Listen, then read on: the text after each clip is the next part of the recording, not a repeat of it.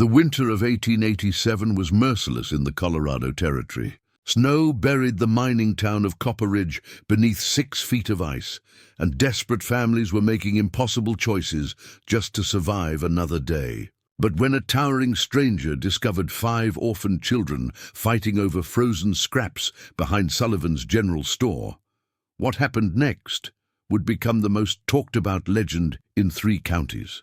This is the story of how one man's simple words transformed not just 5 starving souls, but an entire community that had forgotten what it meant to care for one another. Before we jump back in, tell us where you're tuning in from, and if this story touches you, make sure you're subscribed, because tomorrow I've saved something extra special for you. The blizzard had been howling for 3 straight days when Jeremiah Big Jake Morrison first rode into Copper Ridge. At 6 feet 8 inches tall and weighing nearly 300 pounds, Jake cut an imposing figure, even bundled in his thick buffalo coat.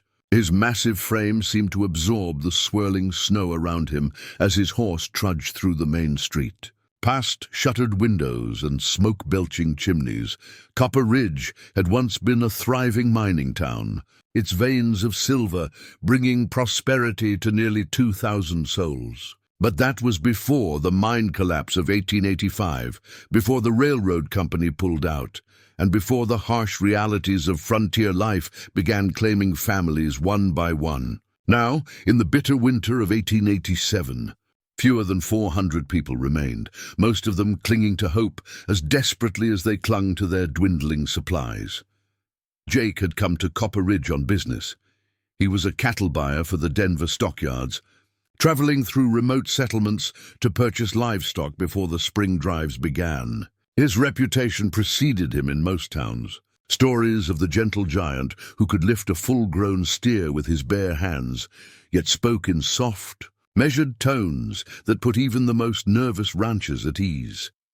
The wind picked up as Jake dismounted outside Murphy's boarding house, the only establishment still taking travelers. His boots crunched through the snow as he tied his horse to the hitching post, steam rising from both man and animal in the frigid air. The boarding house's windows glowed with warm amber light, promising shelter from the storm that showed no signs of relenting.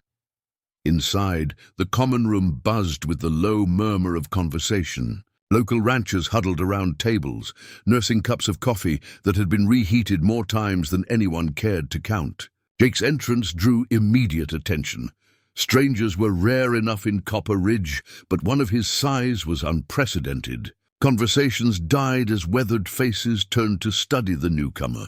"Evening, folks," Jake said, removing his hat to reveal a head of graying brown hair. His voice carried the easy authority of someone accustomed to dealing with skittish animals and suspicious men. "Looking for a room, and maybe a hot meal if you've got either to spare." Mrs. Eleanor Murphy, the boarding house owner, emerged from behind the counter. She was a compact woman in her 50s, with steel-grey hair pulled back in a tight bun, and eyes that missed nothing. "We've got a room," she said, sizing up the giant before her. "But I should warn you, the bed might not accommodate a man of your proportions." Jake chuckled, a sound like distant thunder. "Ma'am, I've slept in haystacks and under wagon beds from here to the Mexican border. As long as there's a roof and 4 walls, I'll do just fine."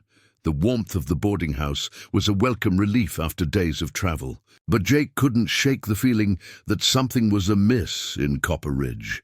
The conversations he overheard were peppered with worry. Talk of dwindling food stores, families who'd already pulled their children out of the schoolhouse to help with survival, and the growing desperation that comes when a community realizes it might not make it through the winter. After securing his room and stabling his horse, Jake decided to walk the town's main street despite the continuing snowfall. The storm was expected to break by morning, and he wanted to get a sense of the local livestock situation before meeting with potential sellers. What he discovered was more troubling than he'd anticipated. Many of the storefronts stood empty, their windows boarded up or covered with frost so thick it was impossible to see inside. The few businesses that remained open, Sullivan's General Store, Hawkins' Saloon, and the town's single church, showed signs of struggling against the harsh realities of frontier economics. Even the saloon, typically the last business to close in any frontier town, had only a handful of patrons nursing drinks they clearly couldn't afford. Sullivan's general store painted perhaps the starkest picture. Through its frosted windows, Jake could see shelves that were more empty than full. Barrels that should have contained flour, beans, and other staples sat conspicuously vacant. The few items on display, some canned goods, a small selection of tools, and basic household supplies, were priced well beyond what most residents could afford. As Jake made his way past the store, heading back toward the boarding house, he heard something that made him stop in his tracks. From somewhere behind the building came the sound of scuffling, followed by high-pitched voices raised in desperation and anger. The wind carried fragments of words. "Mine had it first," and "please" spoken with the raw urgency that only comes from true hunger. Jake's massive frame tensed as he recognized the sounds of children in distress. He'd heard similar desperation before, during his travels through drought-stricken territories and communities devastated by harsh winters or failed crops. Moving carefully through the snow-drifted alley beside Sullivan's store, Jake followed the sounds to their source. What he discovered there would haunt him for years to come, but would also ignite a transformation that neither he nor the residents of Copper Ridge could have imagined. Behind the general store, partially sheltered by a lean-to structure that did little to block the driving snow, 5 children huddled together in a scene of desperate survival. Their ages appeared to range from perhaps 6 to 12 years old, and their clothing, layers of patched fabric, worn boots, and makeshift coverings, told the story of families pushed beyond their limits. The children were fighting over what appeared to be a small collection of bread crusts and crumbs, likely scraps discarded from the store or scavenged from somewhere in town. Their thin faces, hollow cheeks, and the desperate way they clutched at the meager food painted a picture that was all too common on the frontier. Yet no less heartbreaking for its familiarity, Jake recognized the signs immediately. These weren't just hungry children grabbing a quick snack. They were starving, and had been for some time. The way they moved, the protective posture they took over, even the smallest crumb, and the hollow look in their eyes spoke of bodies pushed to their absolute limits. The largest of the group, a boy who couldn't have been more than 12, was trying to maintain some semblance of order among the younger children. "Tommy, you already had some," he was saying to a boy who looked to be about 8. "Sarah needs to eat too." But desperation had overridden whatever social order the children might have normally maintained. The younger ones grabbed and pulled at the scraps with the frantic energy of creatures who understood, at some primal level, that their survival depended on getting their share of whatever food was available. Jake watched from the shadows for several long moments, his heart breaking as he witnessed the scene.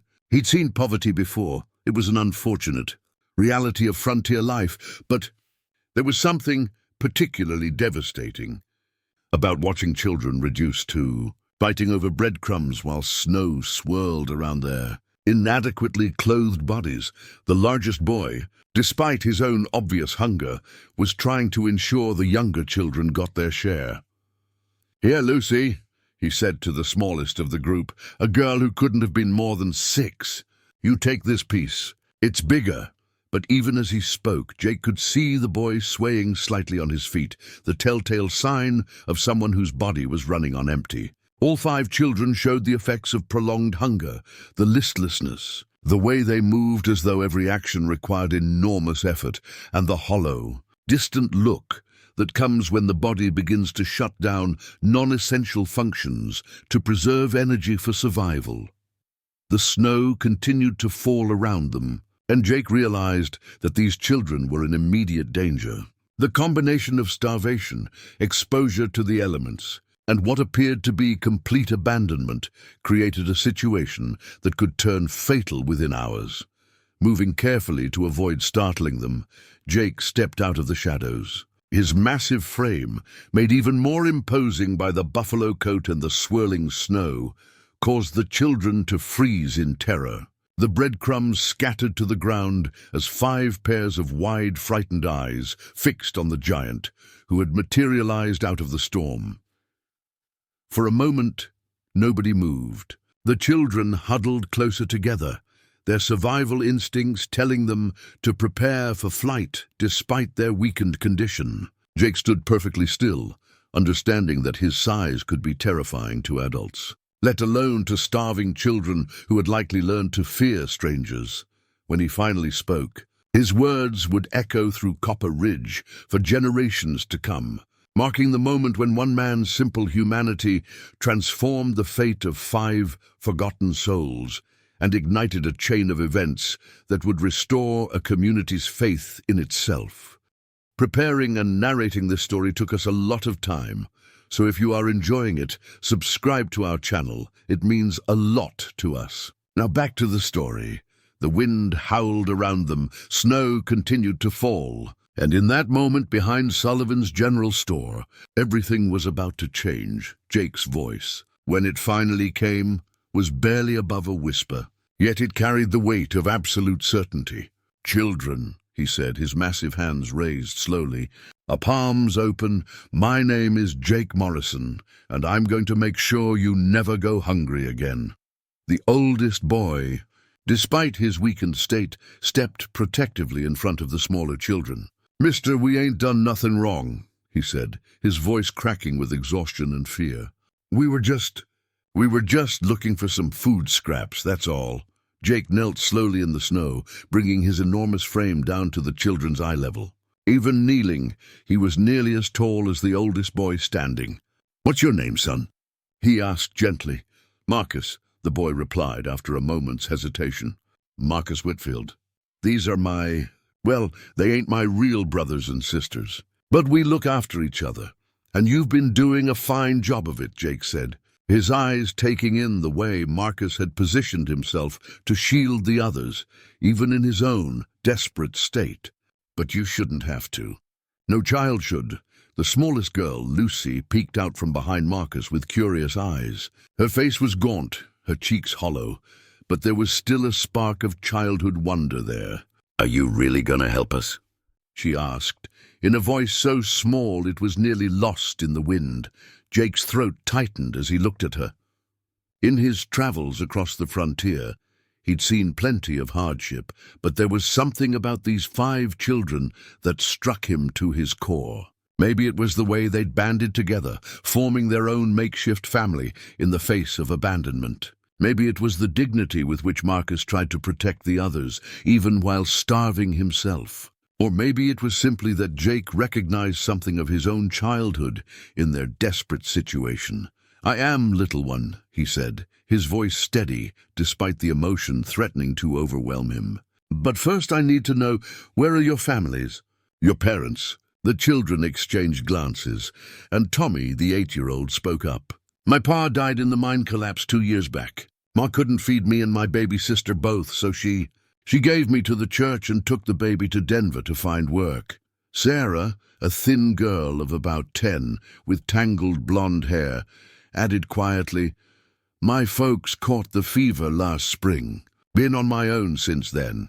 One by one, the children shared their stories, variations on the same theme of loss, abandonment, and survival that had become all too common in struggling frontier communities. Marcus had been left by a traveling family when their wagon broke down, and they couldn't afford repairs. 9-year-old Daniel's parents had simply disappeared one morning, leaving him to fend for himself. And Lucy had been found wandering the streets by the others after her grandmother, her only remaining family, had died in her sleep. "The church folks tried to help for a while," Marcus explained, his breath forming small clouds in the frigid air. "But they have their own troubles, and there's only so much they can do with 5 extra mouths to feed." Jake's jaw tightened as he processed their stories. These weren't children who had run away or gotten lost. They were the forgotten casualties of a harsh frontier life, abandoned by circumstances beyond their control and left to survive on their own in a town that was barely surviving itself. "How long have you been living like this?" Jake asked. "Since the really cold weather started," Marcus replied. "Maybe 2 weeks. We had a place in the old livery stable for a while, but Mr. Henderson ran us off when he caught us sleeping in the hay. We ain't thieves." "Mister," Daniel said quickly, his dark eyes fierce, despite his weakened state. "We only take what folks throw away, and we ain't never broken nothing or hurt nobody." Jake believed them.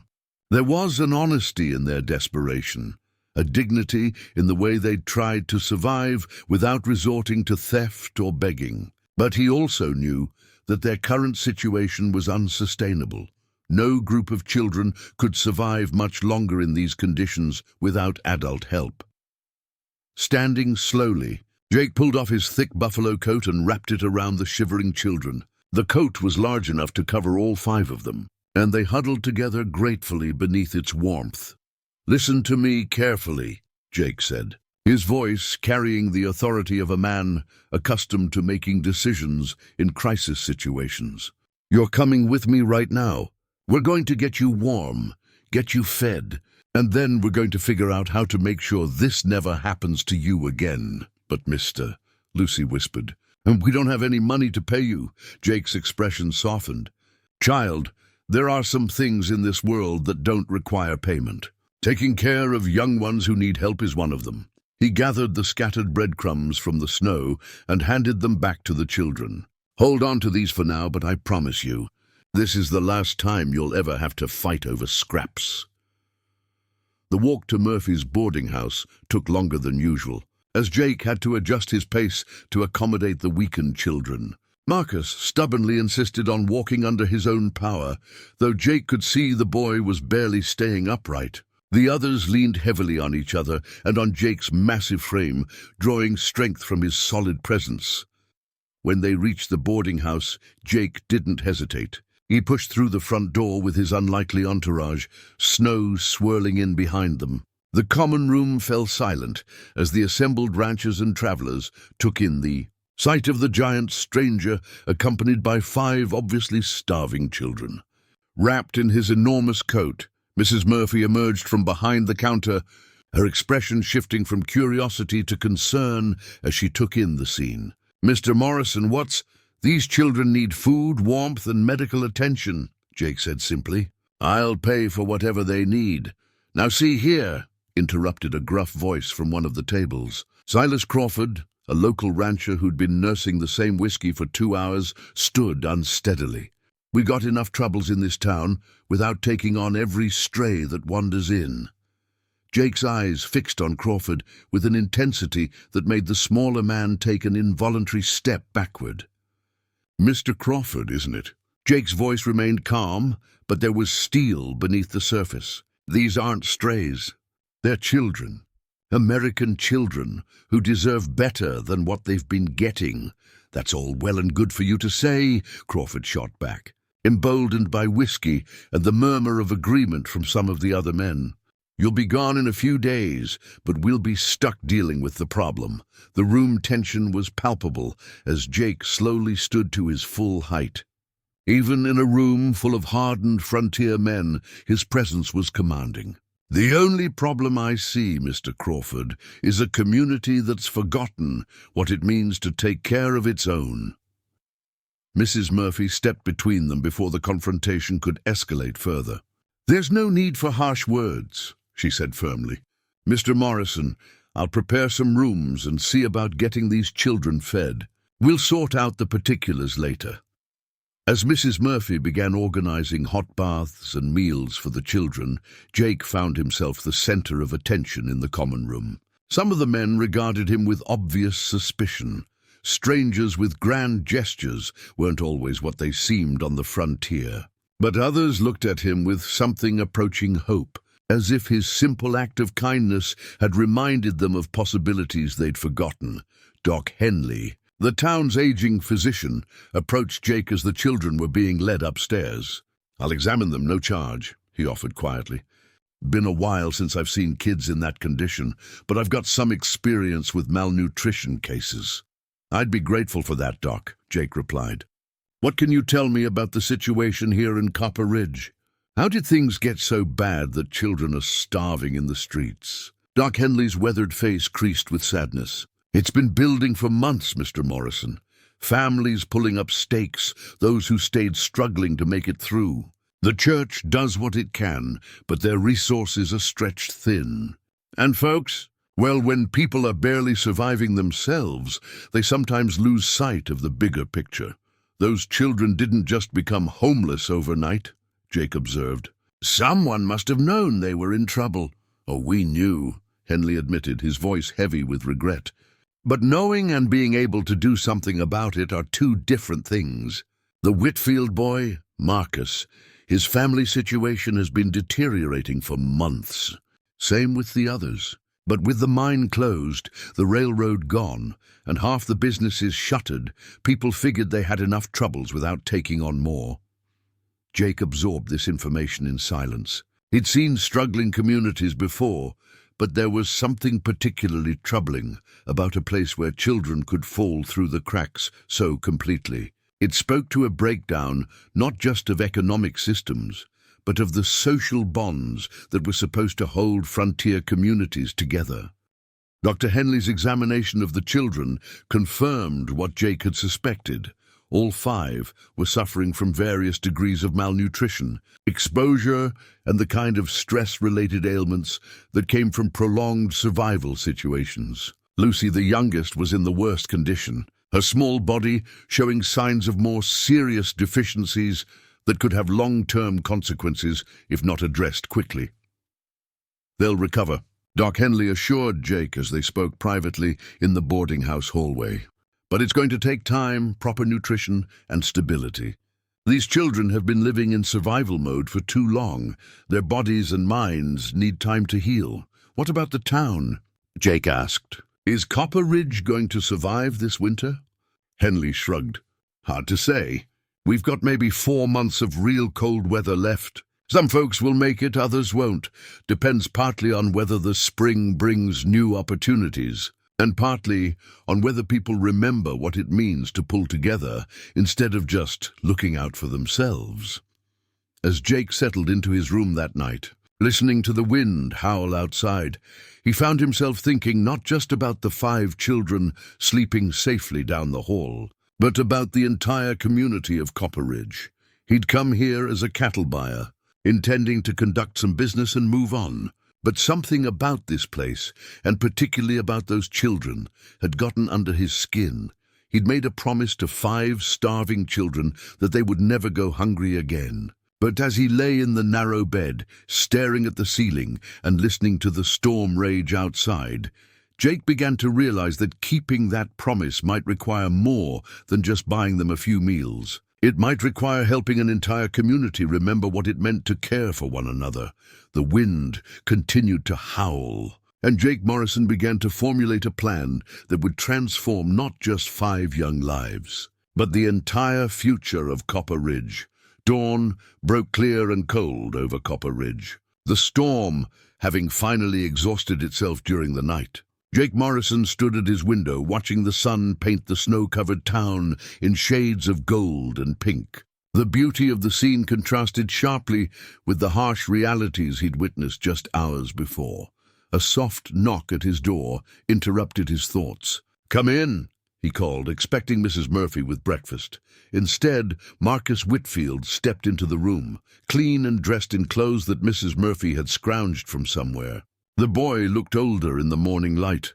The weight of responsibility he'd carried was etched in the lines around his young eyes.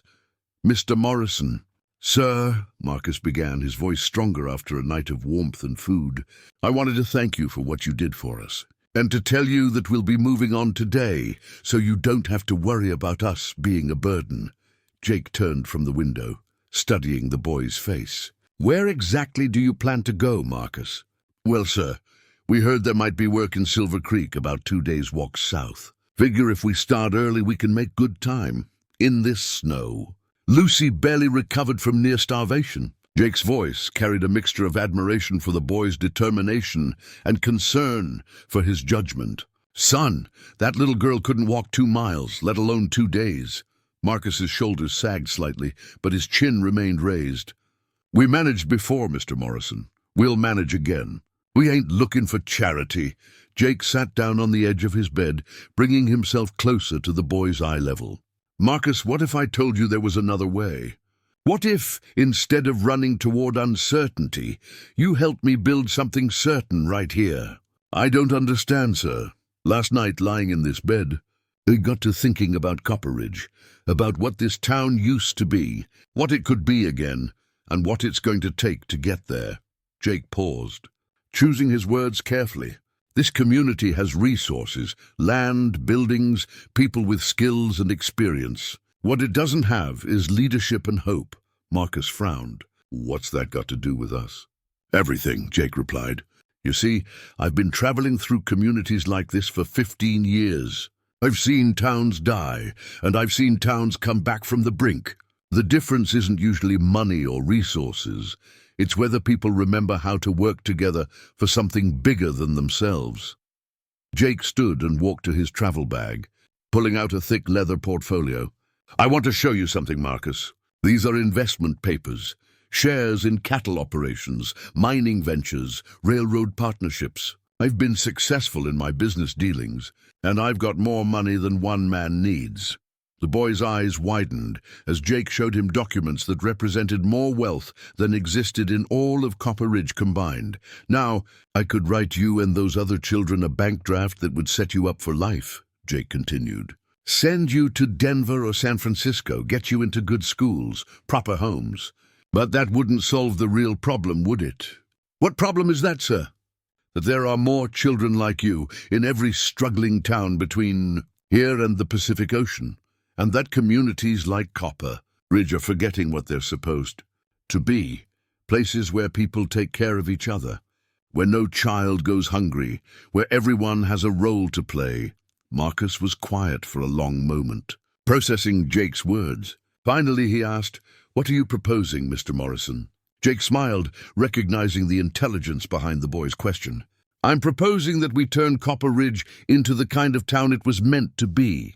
A place where families want to stay, where businesses can thrive, and where no child ever has to fight over breadcrumbs again. And how exactly do we do that? By showing people what's possible when they work together, by creating opportunities for those who've lost hope, and by making sure everyone in this community has a stake in its success. Over the next hour, Jake outlined his vision for Copperidge. He talked about renovating abandoned buildings, creating new businesses that could provide steady employment, and establishing systems to ensure that no family fell through the cracks again. But most importantly, he talked about changing the way people thought about their responsibilities to each other. I can provide the initial capital, Jake explained, but money alone won't fix what's broken here. That's going to take people like you, Marcus, who understand what it means to take care of others, even when you barely have anything yourself. Marcus listened intently as Jake described his plans. There would be a general store cooperative where community members could buy shares and receive dividends from the profits. A community kitchen that would ensure no one went hungry, staffed by rotating volunteers and funded by those who could afford to pay. Workshop spaces where people could learn new trades or practice old ones. And most importantly, a council of community members who would make sure everyone's needs were considered in every decision. You want us to help run this? Marcus asked, incredulous. I want you to help lead it, Jake corrected. You've already proven you know how to make hard decisions and put others first. Those are exactly the qualities this community needs in its leaders. Before Marcus could respond, voices in the hallway announced the arrival of the other children. Lucy appeared in the doorway first, her small face bright with the effects of proper rest and nutrition. Behind her came Tommy, Sarah, and Daniel, all looking healthier than they had in weeks. Mr. Jake, Lucy exclaimed, running to him with the uninhibited affection of a 6-year-old.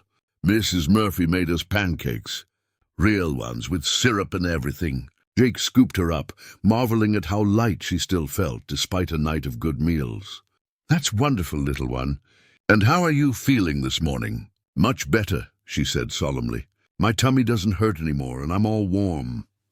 The other children gathered around, and Jake found himself explaining his vision once again, adapting his language for their younger understanding. The response was immediate and enthusiastic.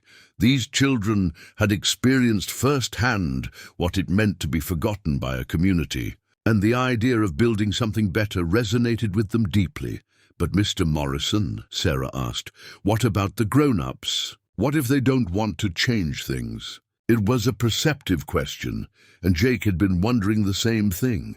"That's why we start small, Sarah. We show them what's possible, not by telling them, but by doing it.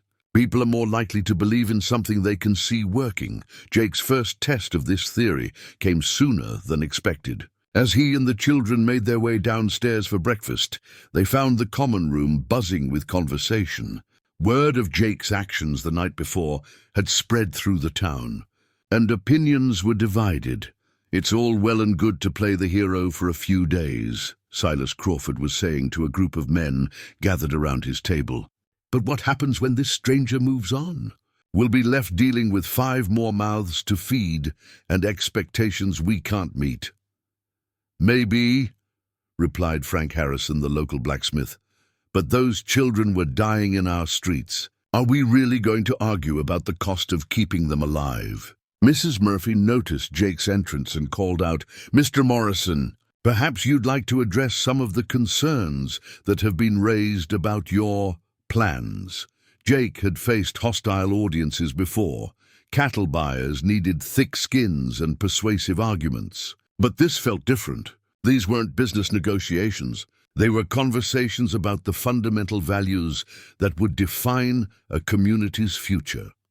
"Gentlemen, ladies," Jake began, his voice carrying easily through the room, "I understand your concerns. You don't know me, and you have no reason to trust my motives. But I'd like to propose something to you." The room quieted as Jake continued.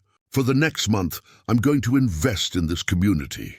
I'm going to pay for improvements, support local businesses, and yes, ensure that no child in Copper Ridge goes hungry. But I'm not asking you to take my word that this will work. I'm asking you to watch, to participate if you choose, and to judge the results for yourselves. And if we don't like what we see," Crawford challenged, "then you can ask me to leave, and I will. But if what we build together works, if families start staying instead of leaving, if businesses begin to thrive, if this community becomes the kind of place you'd be proud to call home, then I'd like to make these improvements permanent." Dr. Henley, who had been listening from the corner, spoke up. "What exactly are you proposing, Mr. Morrison?" Jake outlined his plans for the community cooperative, the shared kitchen, and the skills workshops. But he also went further, describing his vision for a Copper Ridge that could attract new families, new businesses, and new opportunities. "The railroad may be gone," he said, "but the land is still good, and the silver vein isn't completely played out. With proper organization and shared investment, this community could not only survive, but thrive." "Pretty words," Crawford muttered, "but what's in it for you?" Jake considered the question carefully before answering. "Mr. Crawford, I've spent 15 years traveling through communities like this one. I've made good money from their struggles and their successes. Maybe it's time I gave something back. Maybe it's time I helped build something, instead of just profiting from what others have built." The discussion continued for another hour, with voices raised on both sides. Some residents were skeptical of Jake's motives, worried about dependency on an outsider's charity. Others were intrigued by the possibilities he described, tired of watching their community slowly die around them. But it was Marcus who finally tipped the balance. Standing before the room full of adults, the 12-year-old spoke with a maturity that impressed everyone present. "Folks," he said, his voice steady despite his nervousness, "I can't speak for what Mr. Morrison's real reasons are for wanting to help. But I can tell you this. Yesterday, me and the other kids were fighting over breadcrumbs and freezing in the snow.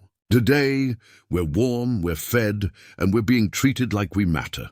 If there's even a chance that he can do the same thing for this whole town, isn't it worth trying?" The room fell silent as the adults absorbed the words of a child who had experienced both the worst and the best of their community in the span of 24 hours. Mrs. Murphy was the first to speak. "I'll support Mr. Morrison's proposal," she said firmly. "This boarding house has empty rooms and a kitchen that could feed more people. If we're going to try this, we might as well do it right." Dr. Henley nodded his agreement.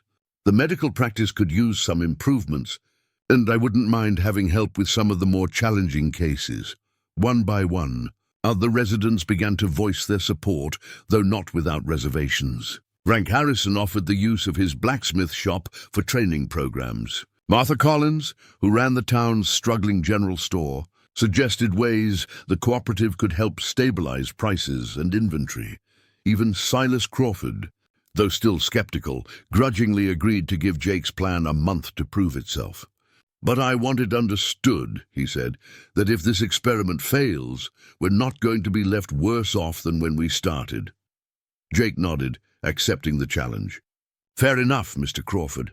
I wouldn't ask you to accept anything less than measurable improvements in your daily lives." As the meeting broke up and residents dispersed to begin their day, Jake found himself surrounded by the 5 children whose plight had sparked this entire endeavor. They looked at him with a mixture of hope and uncertainty, still not quite believing that their lives had changed so dramatically in such a short time. "What happens now?" Tommy asked. Jake knelt down among them, his massive frame somehow conveying both strength and gentleness. "Now we get to work. We're going to show this community what it looks like when people take care of each other. And we're going to make sure that what happened to you never happens to anyone else in Copper Ridge." Lucy slipped her small hand into Jake's enormous one. "Promise?" she asked. "Promise," Jake replied, and meant it with every fiber of his being. Outside, the Colorado sun climbed higher into the clear winter sky, melting the snow on the rooftops and promising better days ahead. For the first time in months, Copper Ridge felt like a town with a future. Jake Morrison wasted no time in putting his words into action. By midday, he had dispatched telegrams to Denver, ordering supplies that Copper Ridge hadn't seen in months. Flour, beans, preserved meats, medical supplies, tools, and building materials. Everything needed to begin transforming a dying town into a thriving community. The first wagon train arrived 3 days later, causing a stir that brought nearly every resident of Copper Ridge out into the street. Children pressed their faces against frost-covered windows, while adults gathered in small groups, whispering among themselves as driver after driver unloaded crate after crate of goods. "Lord have mercy," breathed Martha Collins as she watched Jake direct the placement of inventory for her general store. "I haven't seen stock like this since before the mine closed." Jake had purchased not just supplies, but hope. The sight of abundance after months of scarcity had a psychological effect that went far beyond the practical value of the goods themselves. People who had been walking with hunched shoulders and downcast eyes began to stand straighter, to speak with more energy, to believe that maybe their situation wasn't as hopeless as they'd thought. But Jake's real genius lay not in what he bought, but in how he distributed it. Rather than simply giving things away, he created systems that allowed people to maintain their dignity while receiving help. The community kitchen became operational in the basement of the Methodist Church, with Mrs. Murphy volunteering to oversee the cooking and meal planning. Families could contribute whatever they could afford: money, labor, ingredients, or simply helping with cleaning. Those who couldn't contribute materially could help serve meals, wash dishes, or assist with maintenance. Marcus and the other children became Jake's unofficial assistants, helping to organize the kitchen operations and serving as liaisons with other families who might be too proud to ask for help directly. Their presence sent a powerful message. These weren't charity cases being pitied, but valuable community members contributing to a collective effort. The transformation wasn't without its challenges. Old rivalries and suspicions that had simmered beneath the surface during harder times began to emerge as people started working together more closely. Ben Tucker, who owned the town's struggling feed store, initially resented Jake's cooperative model. 20 years I've been trying to make an honest living in this town, he grumbled to anyone who would listen. Now this stranger shows up, and everyone's acting like he invented commerce. Jake addressed Tucker's concerns directly, visiting his store on a snowy Thursday morning with an unexpected proposal. "Mr. Tucker," Jake said, his massive frame filling the narrow doorway, "I understand you have concerns about how the cooperative might affect your business." Tucker, a wiry man in his 50s with graying hair and suspicious eyes, crossed his arms defensively. "Damn right I do. You start giving away what I'm trying to sell, and I'll be out of business within a month. What if instead of competing with you, we made you an integral part of the solution?" Jake asked. "Your store has the infrastructure for feed and grain storage that the cooperative needs. Your experience in agricultural supplies is exactly what new farming ventures in the area would require." Jake outlined a plan that would make Tucker's feed store the distribution hub for agricultural supplies throughout the region. The cooperative would provide capital for expanded inventory and improvements to his facilities, while Tucker would manage operations and receive a substantial commission on all sales. "You know this business better than anyone else in 3 counties, Jake continued. "Instead of trying to replace you, why don't we help you become more successful than you've ever been?" Tucker's resistance began to crumble as Jake detailed the potential for expanding his customer base beyond Copper Ridge to surrounding communities that were also struggling to access affordable agricultural supplies. "What's the catch?" Tucker asked finally. "Gentlemen, ladies," Jake began, his voice carrying easily through the room, "I understand your concerns. You don't know me, and you have no reason to trust my motives. But I'd like to propose something to you." The room quieted as Jake continued. "For the next month, I'm going to invest in this community. I'm going to pay for improvements, support local businesses, and yes, ensure that no child in Copper Ridge goes hungry. But I'm not asking you to take my word that this will work. I'm asking you to watch, to participate if you choose, and to judge the results for yourselves. And if we don't like what we see," Crawford challenged, "then you can ask me to leave, and I will. But if what we build together works, if families start staying instead of leaving, if businesses begin to thrive, if this community becomes the kind of place you'd be proud to call home, then I'd like to make these improvements permanent." Dr. Henley, who had been listening from the corner, spoke up. "What exactly are you proposing, Mr. Morrison?" Jake outlined his plans for the community cooperative, the shared kitchen, and the skills workshops. But he also went further, describing his vision for a Copper Ridge that could attract new families, new businesses, and new opportunities. "The railroad may be gone," he said, "but the land is still good, and the silver vein isn't completely played out. With proper organization and shared investment, this community could not only survive, but thrive." "Pretty words," Crawford muttered, "but what's in it for you?" Jake considered the question carefully before answering. "Mr. Crawford, I've spent 15 years traveling through communities like this one. I've made good money from their struggles and their successes. Maybe it's time I gave something back. Maybe it's time I helped build something, instead of just profiting from what others have built." The discussion continued for another hour, with voices raised on both sides. Some residents were skeptical of Jake's motives, worried about dependency on an outsider's charity. Others were intrigued by the possibilities he described, tired of watching their community slowly die around them.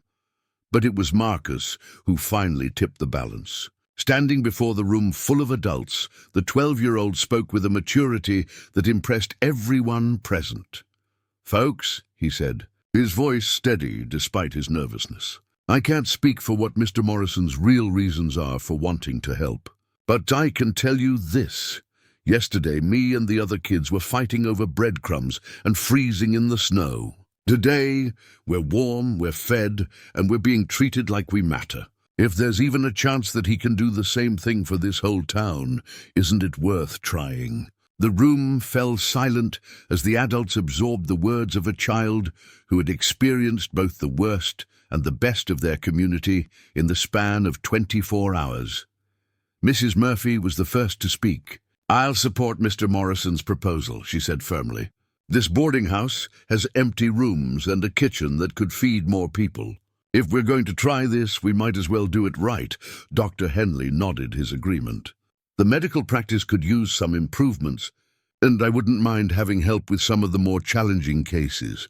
One by one, other residents began to voice their support, though not without reservations. Frank Harrison offered the use of his blacksmith shop for training programs. Martha Collins, who ran the town's struggling general store, suggested ways the cooperative could help stabilize prices and inventory. Even Silas Crawford, though still skeptical, grudgingly agreed to give Jake's plan a month to prove itself.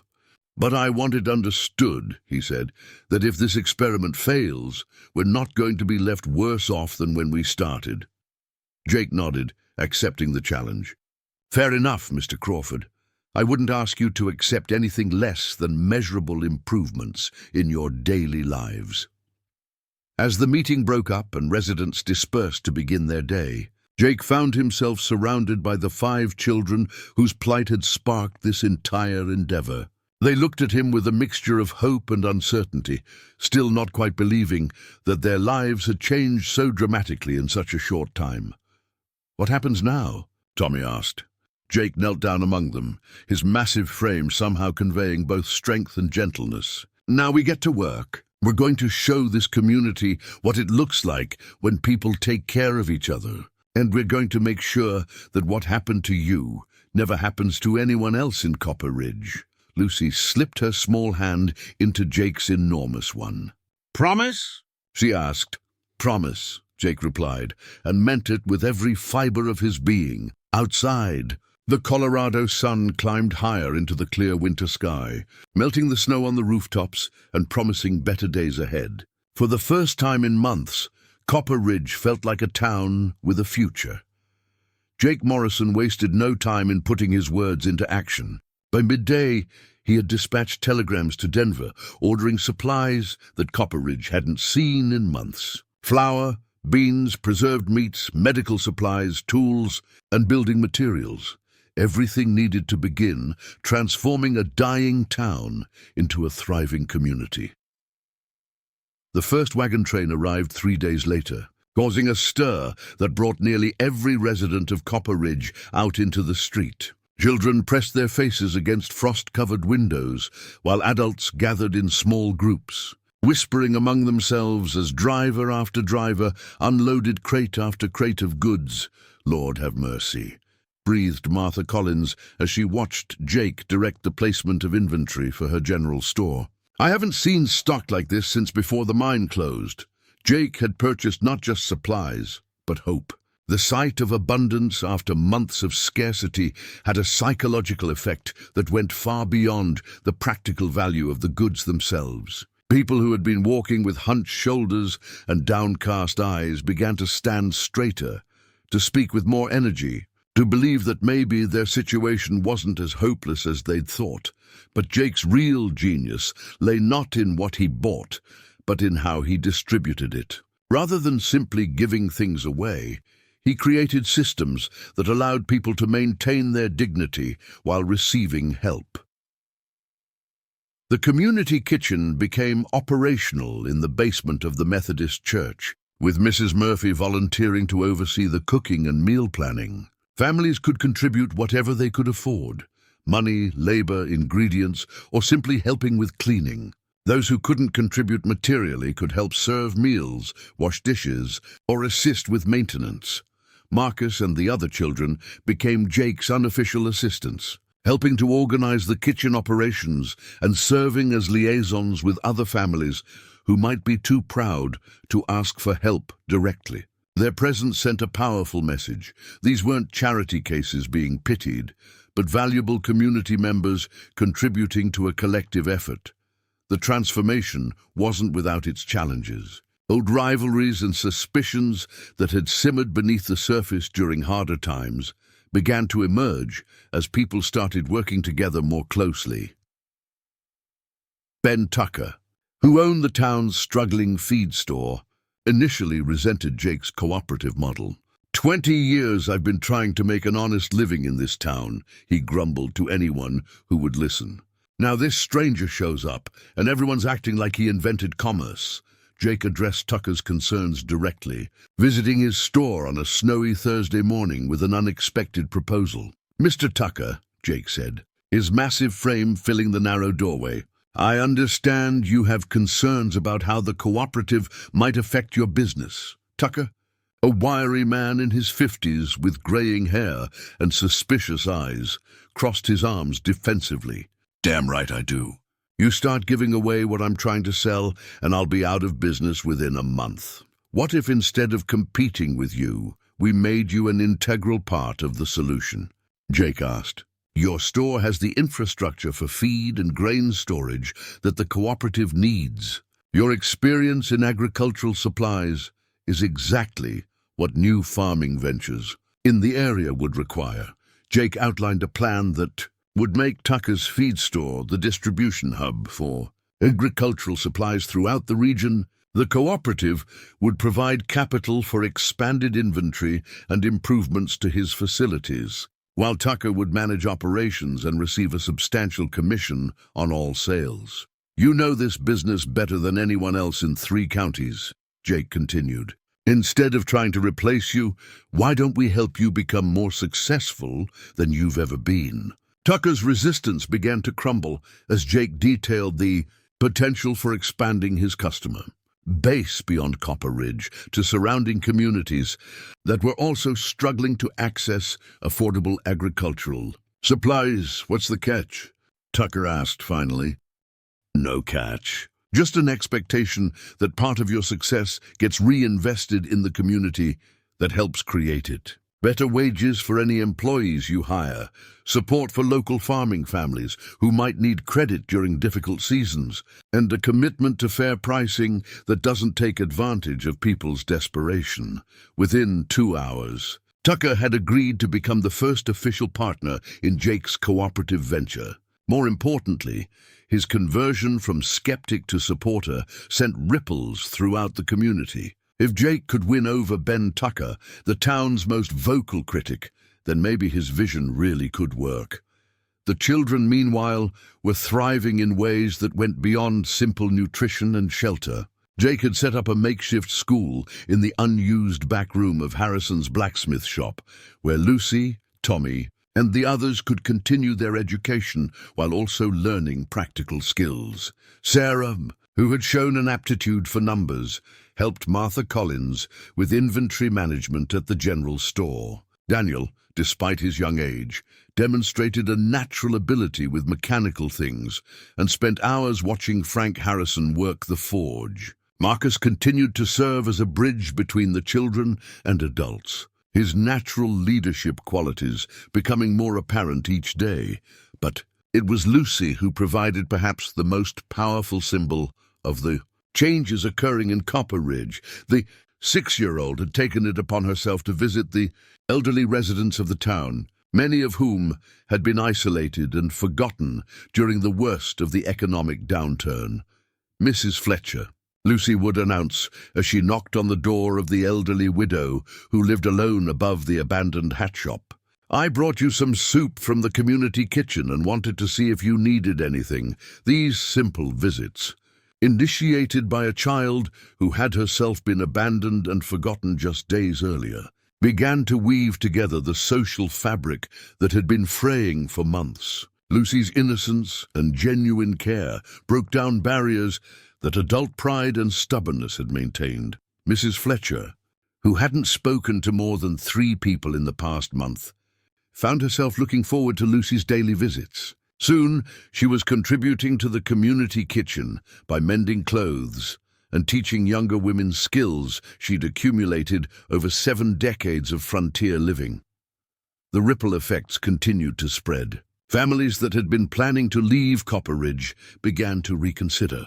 The Johnson family, who had been preparing to abandon their small farm and head to California, decided to stay when Jake offered to help them expand their operation and guaranteed a market for their produce through the cooperative. William, and Catherine Johnson had been married for 15 years and had 3 children of their own.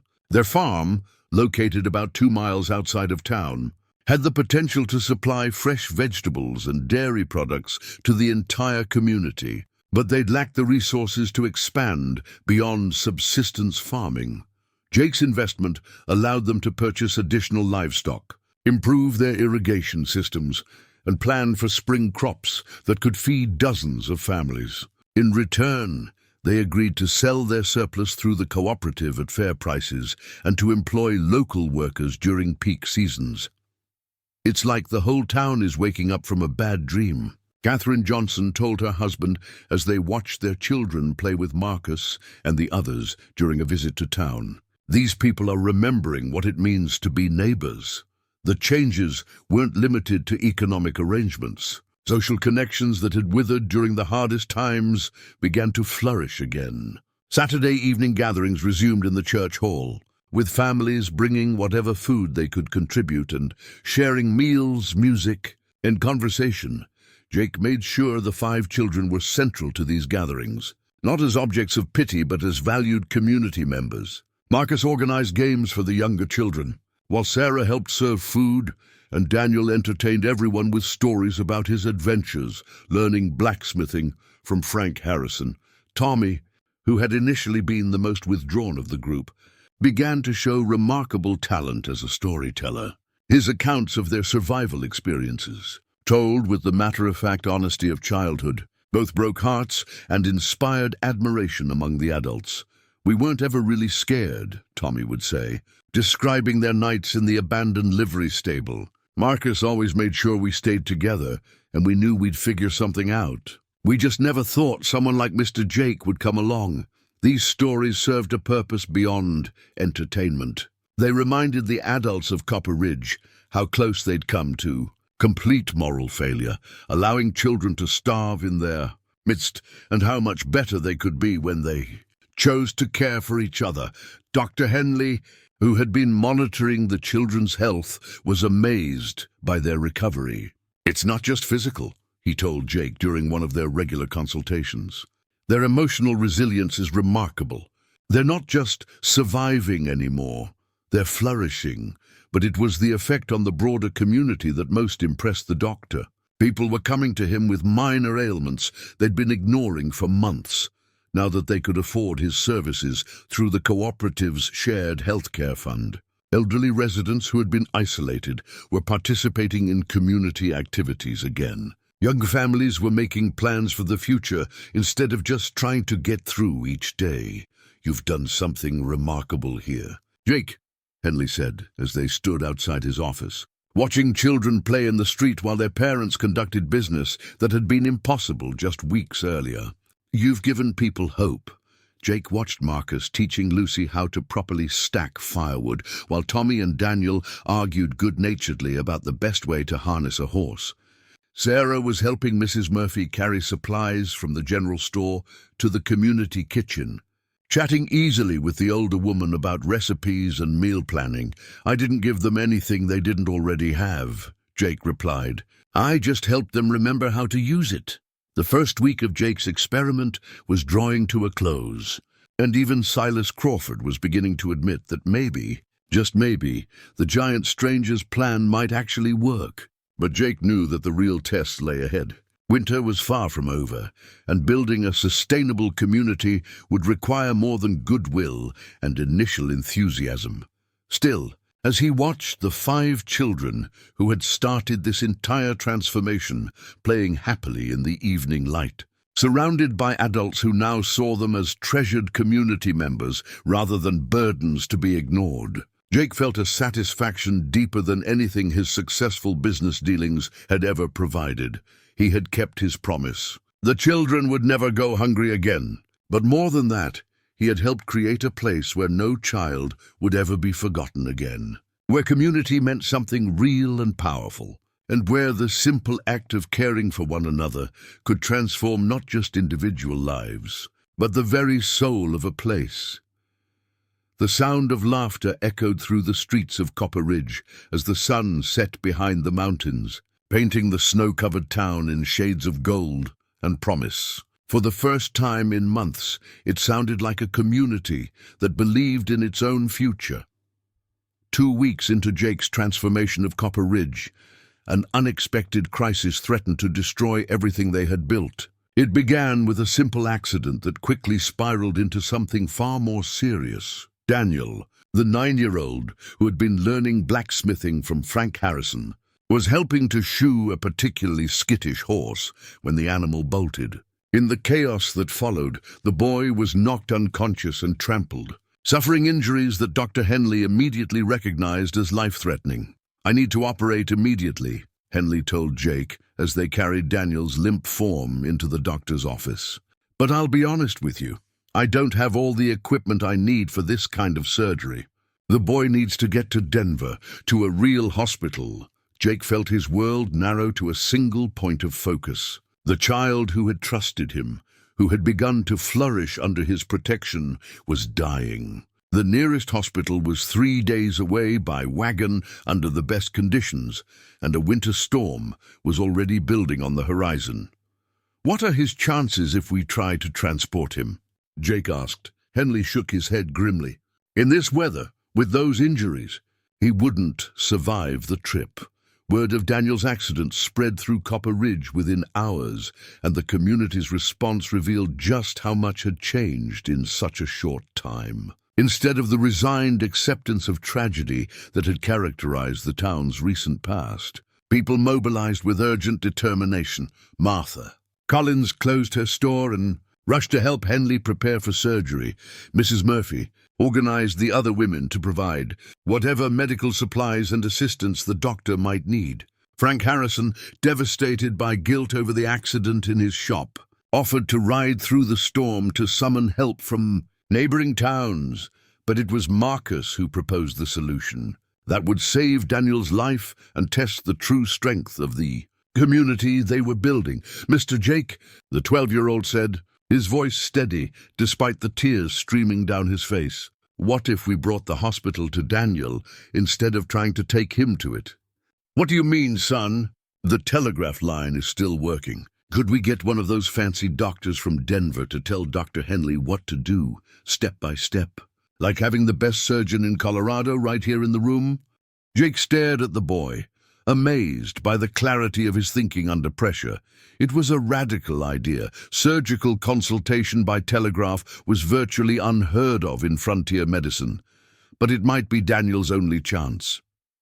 Within an hour, Jake had established telegraph contact with Dr. Samuel Richardson, the chief surgeon at Denver General Hospital.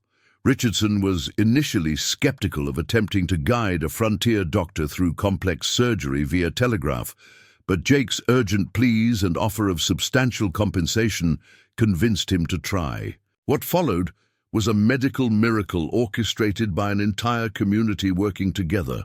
Dr. Henley's hands became Richardson's instruments, guided by detailed telegraphed instructions that were relayed word by word through the telegraph operator. Mrs. Murphy served as surgical assistant, following Richardson's precise directions for sterilization and patient monitoring. Martha Collins managed the relay of messages between the telegraph office and the makeshift operating room. The surgery lasted 6 hours, with the storm raging outside and the entire town holding its breath. Children who had been playing with Daniel just hours earlier sat quietly in the church, some praying, others simply waiting. Adults who had been strangers to each other just weeks ago took turns monitoring the telegraph for updates and organizing support for the surgical team. Tommy, Sarah, and Lucy refused to leave the area outside Dr. Henley's office, despite repeated attempts by adults to convince them to rest. Marcus appointed himself as the official liaison between the surgical team and the worried community, providing hourly updates with the maturity that impressed everyone present. "The doctor says Daniel's bleeding is under control," Marcus would report. "Dr. Richardson in Denver thinks the surgery is going well, but we need to keep praying." It was during this crisis that Silas Crawford, Jake's most vocal critic, revealed his true character. The gruff rancher appeared at Dr. Henley's office near midnight, carrying a bottle of his finest whiskey and a bag of clean linens. For sterilization, he explained gruffly, when Jake raised an eyebrow at the alcohol. And for the doctor's nerves if needed. That boy, he reminds me of my own grandson. We can't lose him. Crawford's transformation from skeptic to supporter wasn't lost on the other residents who witnessed it. If the crisis could change Silas Crawford's heart, then maybe the community Jake envisioned was stronger than any of them had realized. Dr. Richardson's final telegram arrived at dawn. Surgery successful, patient stable. Your Dr. Henley performed admirably under impossible circumstances. That boy owes his life to your entire community. The cheer that went up from the exhausted crowd outside the doctor's office could be heard throughout Copper Ridge. But Jake knew that the real victory wasn't just Daniel's survival. It was the way the community had come together in crisis, proving that their transformation was built on something deeper than economic cooperation. Daniel's recovery became a town-wide project. Different families took turns sitting with him during his convalescence, reading stories, playing quiet games, and ensuring he never felt alone or forgotten.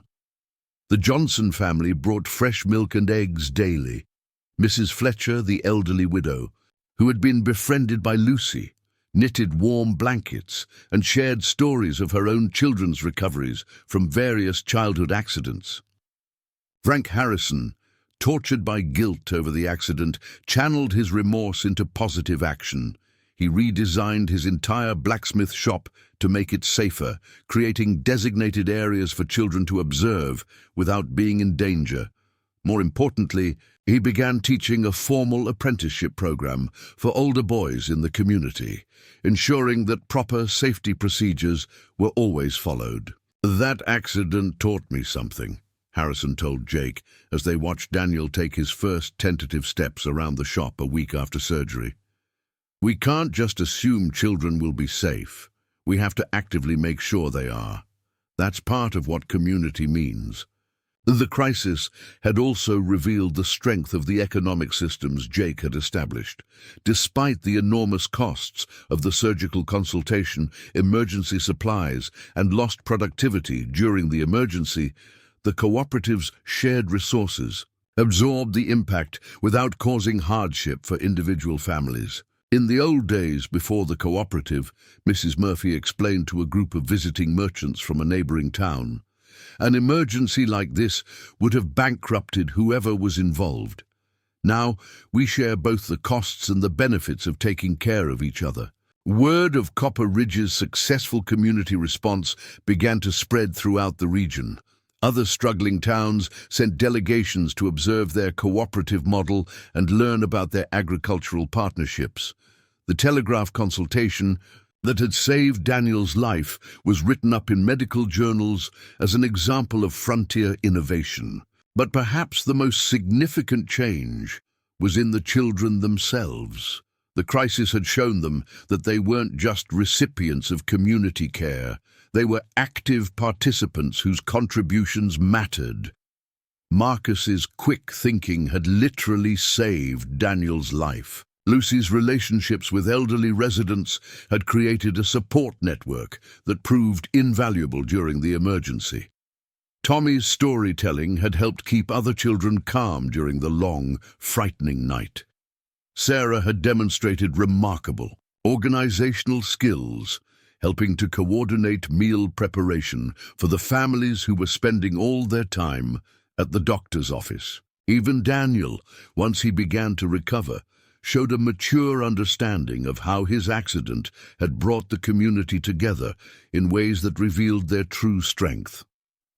I was scared, Daniel told Jake during one of his visits to the boy's bedside. But I wasn't scared of dying exactly. I was scared that if something happened to me, you might think the whole experiment was a failure. Maybe people would go back to the way things were before. Jake was moved by the boy's concern for the larger community impact of his personal crisis. Daniel, this community proved during your surgery that they're not going back to the old ways. They've learned something about themselves that they won't forget.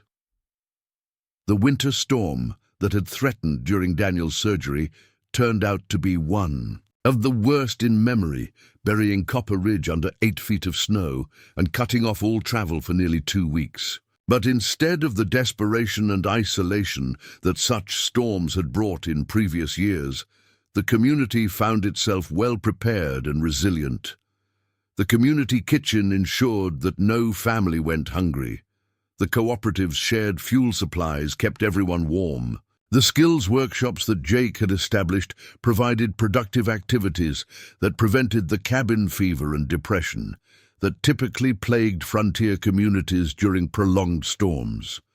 Most importantly, the social connections that had been rebuilt over the past month provided emotional support that made the isolation bearable. Families took turns hosting evening gatherings, sharing music, stories, and games that helped pass the long winter nights.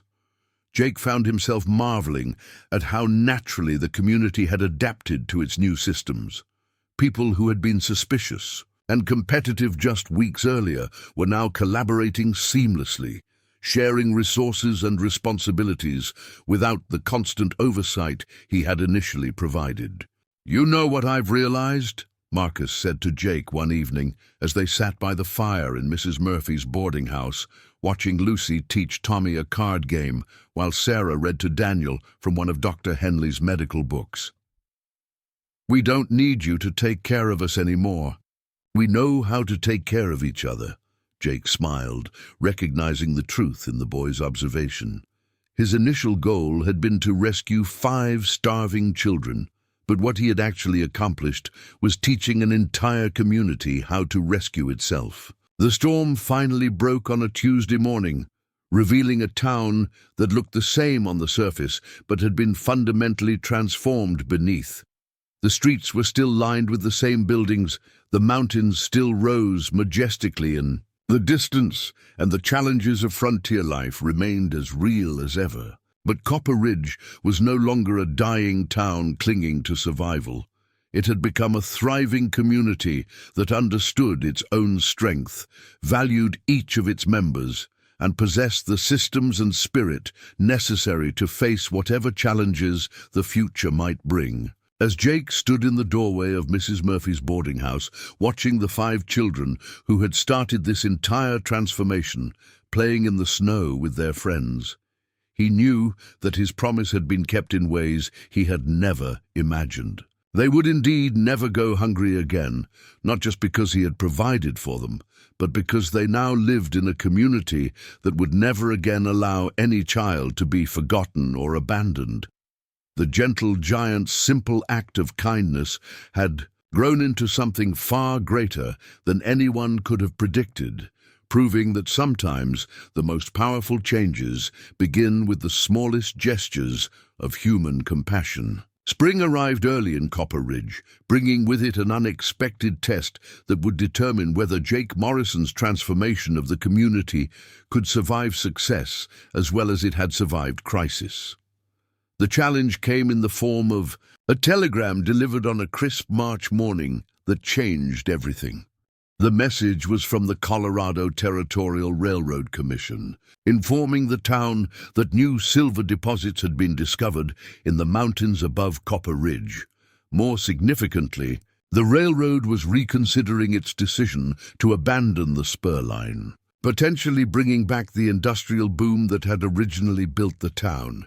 This could mean hundreds of jobs, announced Mayor Robert Caldwell, reading the telegram aloud to the assembled crowd in the church hall.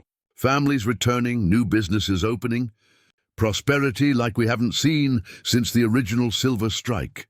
The news should have been cause for celebration, but Jake noticed the worried expressions on many faces. The community they had built was predicated on cooperation, shared resources, and mutual support. A return to boom times might threaten the very bonds that had saved them during their darkest period. Marcus, now 13 and showing the lean build of a young man rather than the gaunt frame of a starving child, voiced what many were thinking. What happens to the cooperative if everyone's getting rich again? What happens to taking care of each other if people don't need help anymore? It was a perceptive question that revealed how deeply the children had internalized the lessons of community building. But it also highlighted a fundamental challenge that Jake had always known they would face, whether their transformation could survive prosperity as well as it had survived poverty. The first signs of strain appeared within days. Word of the potential railroad return had spread beyond Copper Ridge, attracting speculators, claim jumpers, and opportunists from across the territory. Hotels that had been empty for years were suddenly booked solid, with strangers carrying surveying equipment and mining contracts. Elias Bartholomew arrived on the Wednesday stage, a well-dressed man from Denver who claimed to represent Eastern investors interested in purchasing mining rights and establishing large-scale operations. His first stop was not the mayor's office or the claims recorder, but Jake Morrison's room at Mrs. Murphy's boarding house. "Mr. Morrison," Bartholomew said, settling his considerable bulk into the room's single chair while Jake remained standing by the window, "I've heard remarkable things about what you've accomplished here. My employers are very interested in discussing a partnership." Jake studied the man carefully. Bartholomew wore expensive clothes and carried himself with the confidence of someone accustomed to getting his way through a combination of money and intimidation. His smile was practiced, his handshake firm, and his eyes calculating. "What kind of partnership?" Jake asked. "The kind that could make everyone in this town wealthy beyond their wildest dreams," Bartholomew replied. "My investors are prepared to offer premium prices for mining rights, guaranteed employment for local workers, and substantial infrastructure investments. We're talking about bringing Copper Ridge into the modern age, and what would you expect in return?" Bartholomew's smile widened. "Simply the cooperation of local leadership in facilitating our operations. Someone with your influence could ensure that any complications are avoided." Jake understood immediately what Bartholomew wasn't saying directly. The Eastern investors wanted to avoid the labor disputes, environmental concerns, and community resistance that had plagued large-scale mining operations elsewhere. They were offering to buy Jake's cooperation, in exchange for ensuring that Copper Ridge's residents wouldn't interfere with their plans to extract maximum profit from the silver deposits. "I appreciate the offer, Mr. Bartholomew," Jake said carefully, "but I'm not sure our community would be interested in that kind of arrangement." "Perhaps you should discuss it with them before deciding," Bartholomew suggested. "After all, these people have been struggling to survive for years. The opportunity to become prosperous again might be very appealing." After Bartholomew left, Jake found himself facing the most difficult decision of his time in Copper Ridge. The Eastern investors' offer was genuinely attractive. Substantial immediate payments to residents, guaranteed employment, and infrastructure improvements that could transform the town into a regional center of commerce. But Jake also understood the hidden costs. Large-scale mining operations were notorious for their environmental destruction, dangerous working conditions, and tendency to create boom and bust cycles that left communities worse off than before. More importantly, accepting Bartholomew's offer would mean abandoning the cooperative model that had made their current success possible. The community meeting called to discuss the Railroad Commission's telegram drew the largest crowd anyone could remember. Residents packed the church hall, spilling out into the street as people debated the implications of potential prosperity. "We'd be fools to turn down this opportunity," argued Timothy Walsh, a former miner who had been unemployed since the original mine closure. "My family hasn't had steady income in 2 years. The cooperative helps, but it can't replace real wages from real jobs." "But what kind of jobs?" countered Martha Collins. "Working for Eastern owners who don't care about our community? What happens when they extract all the silver and move on? We'll be right back where we started, except worse because we'll have given up everything we've built." Dr. Henley, whose medical practice had thrived under the cooperative model, raised practical concerns.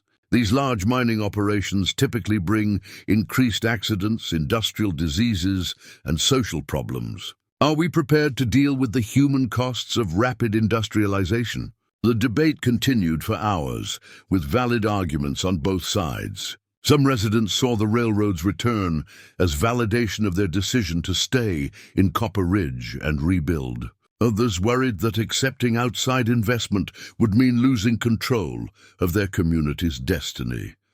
It was Sarah, now 11 and serving as an unofficial secretary for various cooperative committees, who made the observation that shifted the entire discussion. "Maybe we're asking the wrong question," she said, her clear voice cutting through the adult arguments. "Instead of deciding whether to accept their offer or reject it, shouldn't we be asking what kind of offer we want to make to them?" The hall fell silent as people absorbed the implications of her suggestion. Sarah continued, "We know how to run a successful community now. We know how to take care of each other and create prosperity without leaving anyone behind. What if we told these Eastern investors that they could work with us, but only if they agreed to our terms?" Jake felt a surge of pride as he listened to the young girl articulate a solution that none of the adults had considered. Sarah was proposing that Copper Ridge negotiate from a position of strength rather than desperation, offering partnership rather than accepting subordination. Marcus supported his friend's idea. "We're not the same town that was dying 6 months ago," he said. "We've proven we can create prosperity on our own terms. Why should we give that up just because someone else wants to get rich from our resources?" The discussion that followed was unlike anything Copper Ridge had experienced before. Instead of debating whether to accept outside help, residents began planning how to maintain control of their community while selectively incorporating external investment. Frank Harrison proposed that any mining operations be required to hire locally and provide safety training that met standards higher than territorial minimums. Mrs. Murphy suggested that new businesses be required to contribute to the community fund that supported the cooperative kitchen and shared healthcare costs. Ben Tucker, whose feed store had become a regional distribution hub under the cooperative model, argued for environmental protections that would preserve the agricultural potential of the surrounding land. "We can't let short-term mining profits destroy the long-term sustainability of our farming operations," he said. Jake watched these discussions with amazement. The community had evolved beyond his original vision, developing the confidence and sophistication to engage with outside interests as equals rather than supplicants. They were no longer just surviving or even thriving. They were taking control of their own destiny. When Bartholomew returned the following week expecting an answer to his employer's original offer, he found himself facing a counter-proposal that completely reversed the power dynamic he had anticipated. "Our community council has prepared a response to your investors' interest," Jake told him, presenting a detailed document that had been drafted by Sarah and reviewed by every adult in Copper Ridge. "We're prepared to welcome responsible development that aligns with our community values and governance structure." Bartholomew's expression shifted from confidence to confusion as he read the proposal. Copper Ridge was offering to lease mining rights at fair market rates, but with conditions that protected worker safety, environmental standards, and community autonomy. Any company operating in the area would be required to contribute to local infrastructure, hire from the existing population, and submit to oversight by a locally elected board. "This is highly irregular," Bartholomew said, his practiced smile slipping. "My employers expected more flexibility from a community in your situation." "Our situation," Jake replied calmly, "is that we're a successful, self-governing community that has learned to take care of itself. We're happy to share our success with responsible partners, but we're not interested in selling our autonomy." The negotiation that followed stretched over several weeks, with Bartholomew's Eastern investors gradually realizing that Copper Ridge was no longer the desperate, easily manipulated community they had expected to find. The final agreement reflected the town's new confidence and sophistication.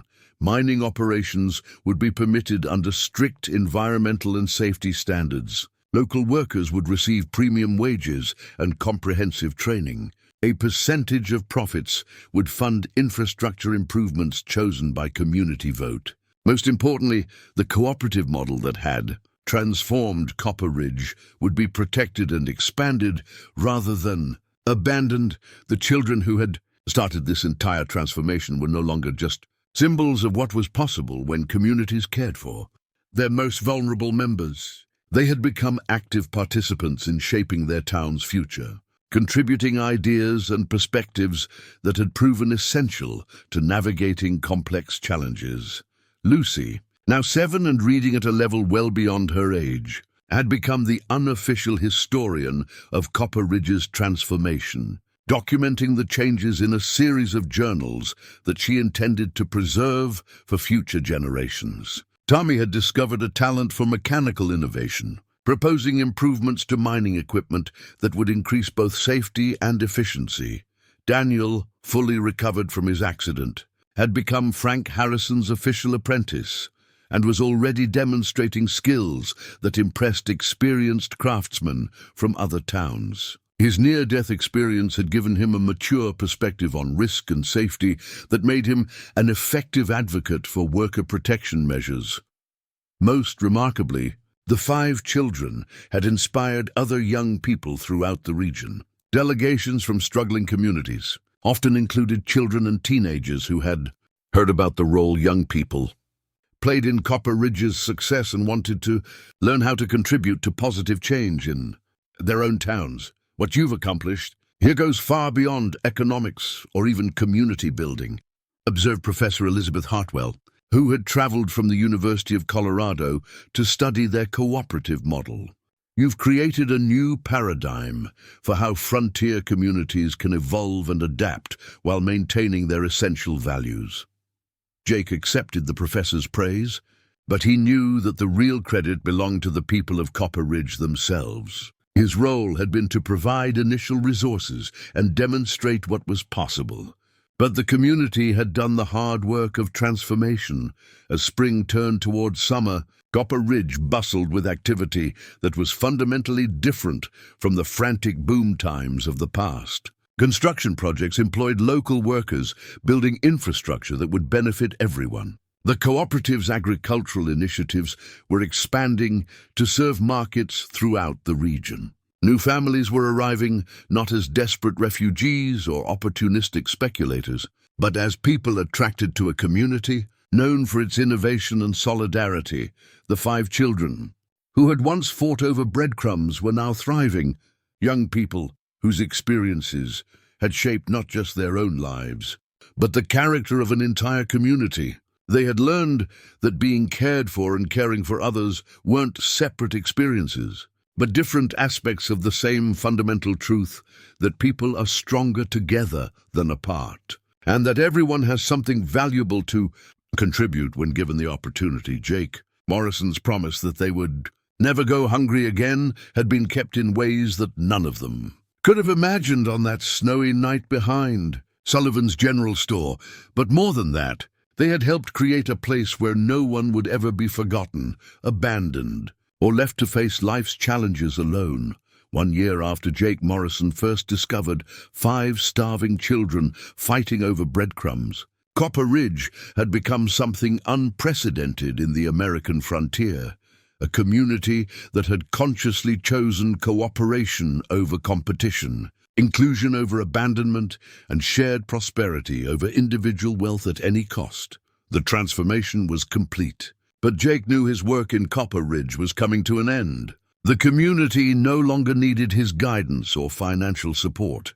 They had learned to generate their own prosperity and solve their own problems. More importantly, they had requests from dozens of other struggling communities asking for help in replicating what Copper Ridge had accomplished. The decision to leave wasn't easy. Jake had found something in Copper Ridge that his years of business success had never provided, a sense of purpose that went beyond personal achievement. But he also understood that his continued presence might prevent the community from fully embracing their independence. "You're really going to do it, aren't you?" Marcus asked as he helped Jake organize papers in his room at Mrs. Murphy's boarding house. At 14, Marcus had grown tall and confident, bearing little resemblance to the desperate boy who had once tried to protect younger children from starvation. "The community doesn't need me anymore," Jake replied. "That was always the goal, to make myself unnecessary. But what about us? What about Lucy and Tommy and the others?" Jake smiled, understanding the young man's concern. "Marcus, look around you. Lucy is thriving in the school that Mrs. Fletcher helped establish. Tommy's mechanical innovations are being used in mining operations throughout Colorado. Sarah's organizational skills have made her indispensable to the cooperative's expansion. Daniel is already a master craftsman at 15. And you," Jake paused, studying the young man who had become like a son to him. "You've become the natural leader this community will need as it continues to grow and evolve. My leaving doesn't mean abandoning you, but it means trusting you to carry forward what we've built. Together, the farewell celebration, planned by the community, was unlike anything Copper Ridge had ever experienced.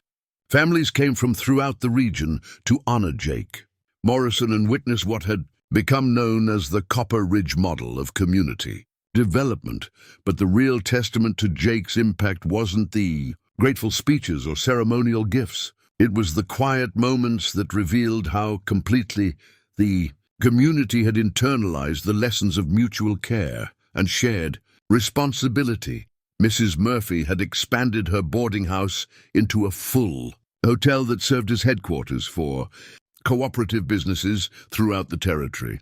She employed 12 local residents at wages that allowed them to buy shares in the business, creating a model of worker ownership that was being studied by labor. Organizers across the country, Dr. Henley, had established a medical training program that sent young people to study in Denver before returning to serve rural communities throughout Colorado. His pioneering work in telegraph-assisted surgery had evolved into a network of frontier doctors who could consult with specialists in major cities, saving countless lives in remote areas. Ben Tucker's feed store had become the anchor of an agricultural cooperative that served ranchers and farmers across 3 counties. His transformation from Jake's harshest critic to most enthusiastic supporter had inspired other skeptics throughout the region to reconsider their assumptions about what was possible when communities worked together. Frank Harrison's blacksmith shop had evolved into a technical training center where young people learned not just traditional crafts, but modern engineering principles that were revolutionizing frontier industries. The safety protocols he had developed after Daniel's accident had been adopted by workshops throughout the territory. Even Silas Crawford, the former skeptic who had become Jake's unlikely ally, had found new purpose in his later years. His ranch had become a demonstration site for sustainable cattle operations that provided both economic returns and environmental protection. More importantly, he had become a mentor to young ranchers who were learning to balance profit with community responsibility. But it was the 5 children whose stories provided the most powerful evidence of transformation. They had not simply survived their early trauma. They had used their experiences to become leaders who ensured that no other children would face the abandonment and neglect they had endured. Lucy, now 8, had established what she called the Nobody Gets Forgotten Committee, a group of children and adults who systematically checked on every elderly, isolated or vulnerable person in Copper Ridge, her innocent insistence that everyone deserved. Daily human contact had evolved into a comprehensive social support system that was being replicated in communities throughout the West. Tommy, at 9, had become a prolific inventor whose mechanical improvements were saving lives and increasing efficiency in mines, farms, and workshops across Colorado. His designs were characterized by an emphasis on worker safety that reflected his memories of childhood vulnerability. Eastern manufacturers were beginning to license his innovations, providing royalties that funded further community development. Sarah, now 12, had essentially become Copper Ridge's Minister of Economic Development. Her organizational skills and mathematical abilities had made her indispensable to the cooperative's expansion into new markets and partnerships. Business leaders from Denver and beyond sought her insights into sustainable economic models that prioritized community welfare alongside profit. Daniel, fully recovered from his near-fatal accident, had used his experience to become a passionate advocate for workplace safety. At 16, he was already recognized as one of the most skilled craftsmen in the territory, but his real contribution was his insistence that no innovation or profit was worth risking human life. His safety protocols were becoming industry standards throughout the mining regions. Marcus, the eldest at 14, had emerged as the natural leader Jake had always seen in him. He served on the community council, mediated disputes between cooperative members, and represented Copper Ridge in negotiations with outside businesses and government officials. But his most important role was as the keeper of the community's memory, ensuring that the lessons learned during their darkest period were never forgotten. "We meet every week," Marcus explained to a delegation of visitors from struggling Kansas farming communities. "All 5 of us, to talk about what we've learned and what we see happening in the community. We call it our Never Again Council, because we're determined that what happened to us will never happen to any other children." These weekly meetings had become legendary throughout the region. The 5 young people who had once fought over breadcrumbs now discussed complex issues of community governance, economic development, and social welfare with a sophistication that impressed adult leaders. Their perspectives, shaped by personal experience of both extreme vulnerability and community support, provided insights that purely theoretical approaches to social problems couldn't match. The impact of their work extended far beyond Copper Ridge. Communities throughout the West were implementing variations of the Copper Ridge model, adapting its principles to local conditions and needs. The cooperative movement was spreading, workplace safety standards were improving, and the idea that communities had obligations to their most vulnerable members was gaining acceptance in places where such concepts had once been dismissed as impractical idealism. Jake's final speech to the community was brief, reflecting his preference for action over words. Standing in the packed church hall, where he had first outlined his vision for transformation, he looked out at faces that had changed dramatically over the past year. "When I first came to Copper Ridge," he began, his deep voice carrying easily through the room, "I thought I was here to buy cattle. Instead, I learned something far more valuable, that the strength of a community isn't measured by its wealth or resources, but by how it treats its most vulnerable members." He paused, his eyes finding the 5 young people who had started this entire journey. "These children taught me that being strong doesn't mean you don't need help. It means you know how to help others when they need it. They showed me that survival isn't about fighting over scraps, but about making sure there are enough resources for everyone." Jake's voice grew stronger as he continued. "But the real lesson of Copper Ridge isn't about what one person can accomplish, or even what 5 brave children can survive. It's about what happens when an entire community decides that everyone matters, that everyone has something to contribute, and that shared prosperity is stronger than individual success." He gestured toward the audience, which included not just local residents, but visitors from throughout the territory who had come to study their achievements. "You've proven that frontier communities don't have to choose between economic success and social responsibility. You've shown that cooperation can create more wealth than competition, that including everyone makes everyone stronger, and that the values we choose to live by determine the kind of future we build." As Jake concluded his remarks, the standing ovation that followed was more than polite appreciation. It was recognition of a transformation that had exceeded everyone's expectations, including his own. The actual departure took place quietly the next morning. Jake had insisted on no formal farewell ceremonies, preferring to leave as he had arrived, as a traveler passing through rather than a permanent fixture. But the 5 young people who had changed his life were waiting by his horse as he prepared to leave. "You know we'll never forget you," Lucy said, her 8-year-old seriousness touching Jake's heart. "And I'll never forget any of you," Jake replied. "But more importantly, you'll never forget each other, or the lessons you've learned about taking care of one another." Marcus stepped forward, extending his hand in a gesture that had become natural over the months of working together. "Mr. Jake, I want you to know, whatever happens to us in the future, we'll always remember that you kept your promise. We never went hungry again, and we never will." Jake shook the young man's hand, marveling at the strength and confidence in his grip. "No, Marcus, you won't, but not because of anything I did. Because you've learned how to take care of yourselves and each other." As Jake rode out of Copper Ridge for the last time, he carried with him more than just memories of a successful community development project. He carried the knowledge that 5 abandoned children had grown into leaders, who would spend their lives ensuring that no other children experienced the abandonment and neglect they had. Survived the gentle giant's simple words, "I'm going to make sure you never go hungry again," had indeed been kept.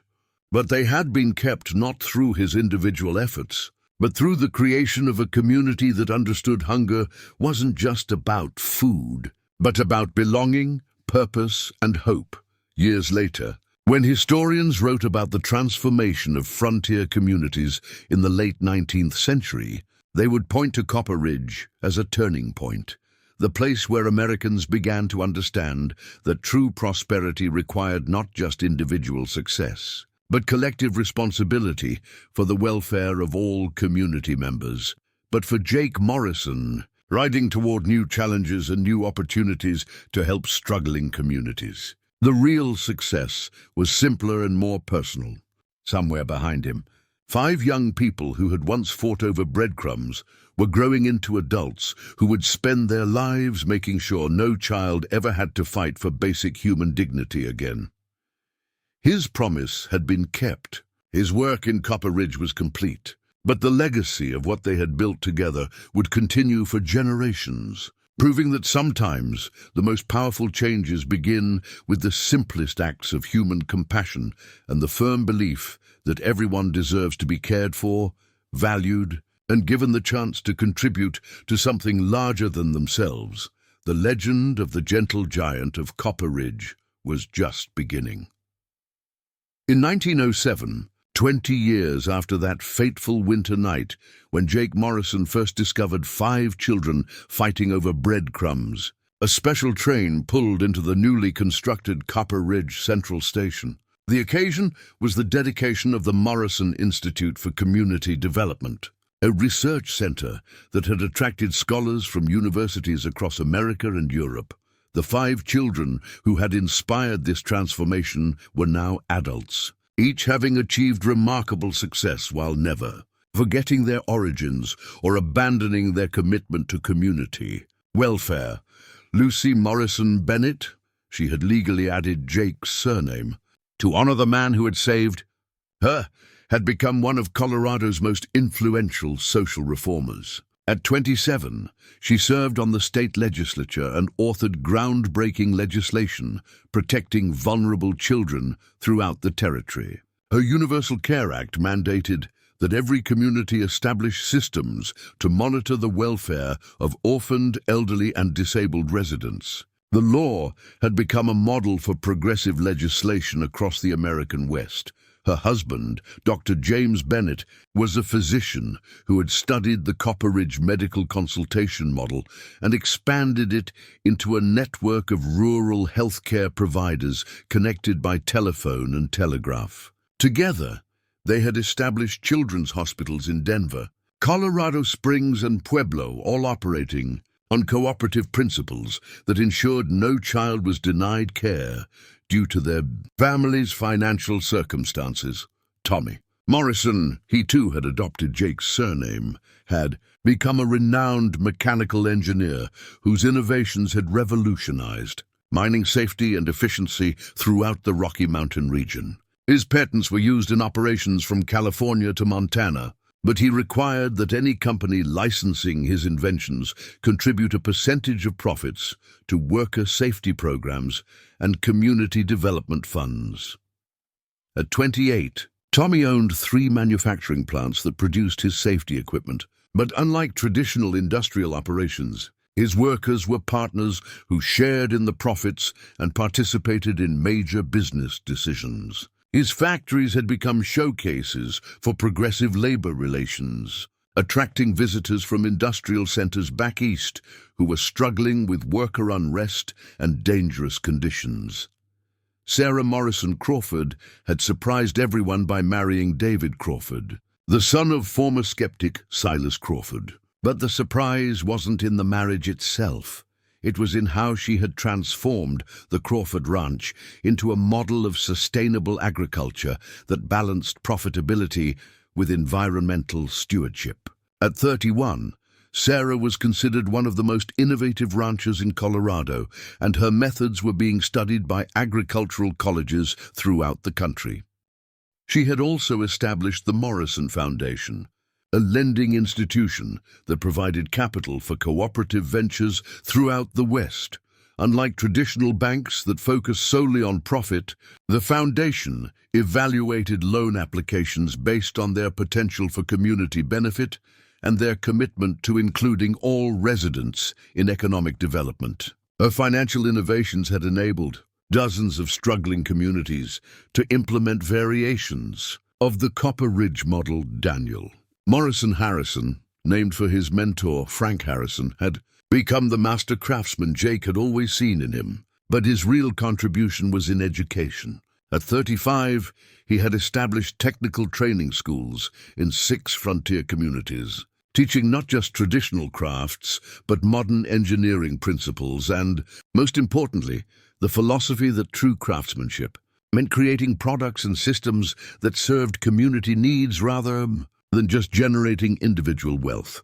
His schools had become known throughout the territory for producing workers who were not only highly skilled but deeply committed to safety, quality, and social responsibility. Major corporations sought out graduates of Harrison Technical Institutes, knowing they would bring both expertise and ethical leadership to any organization.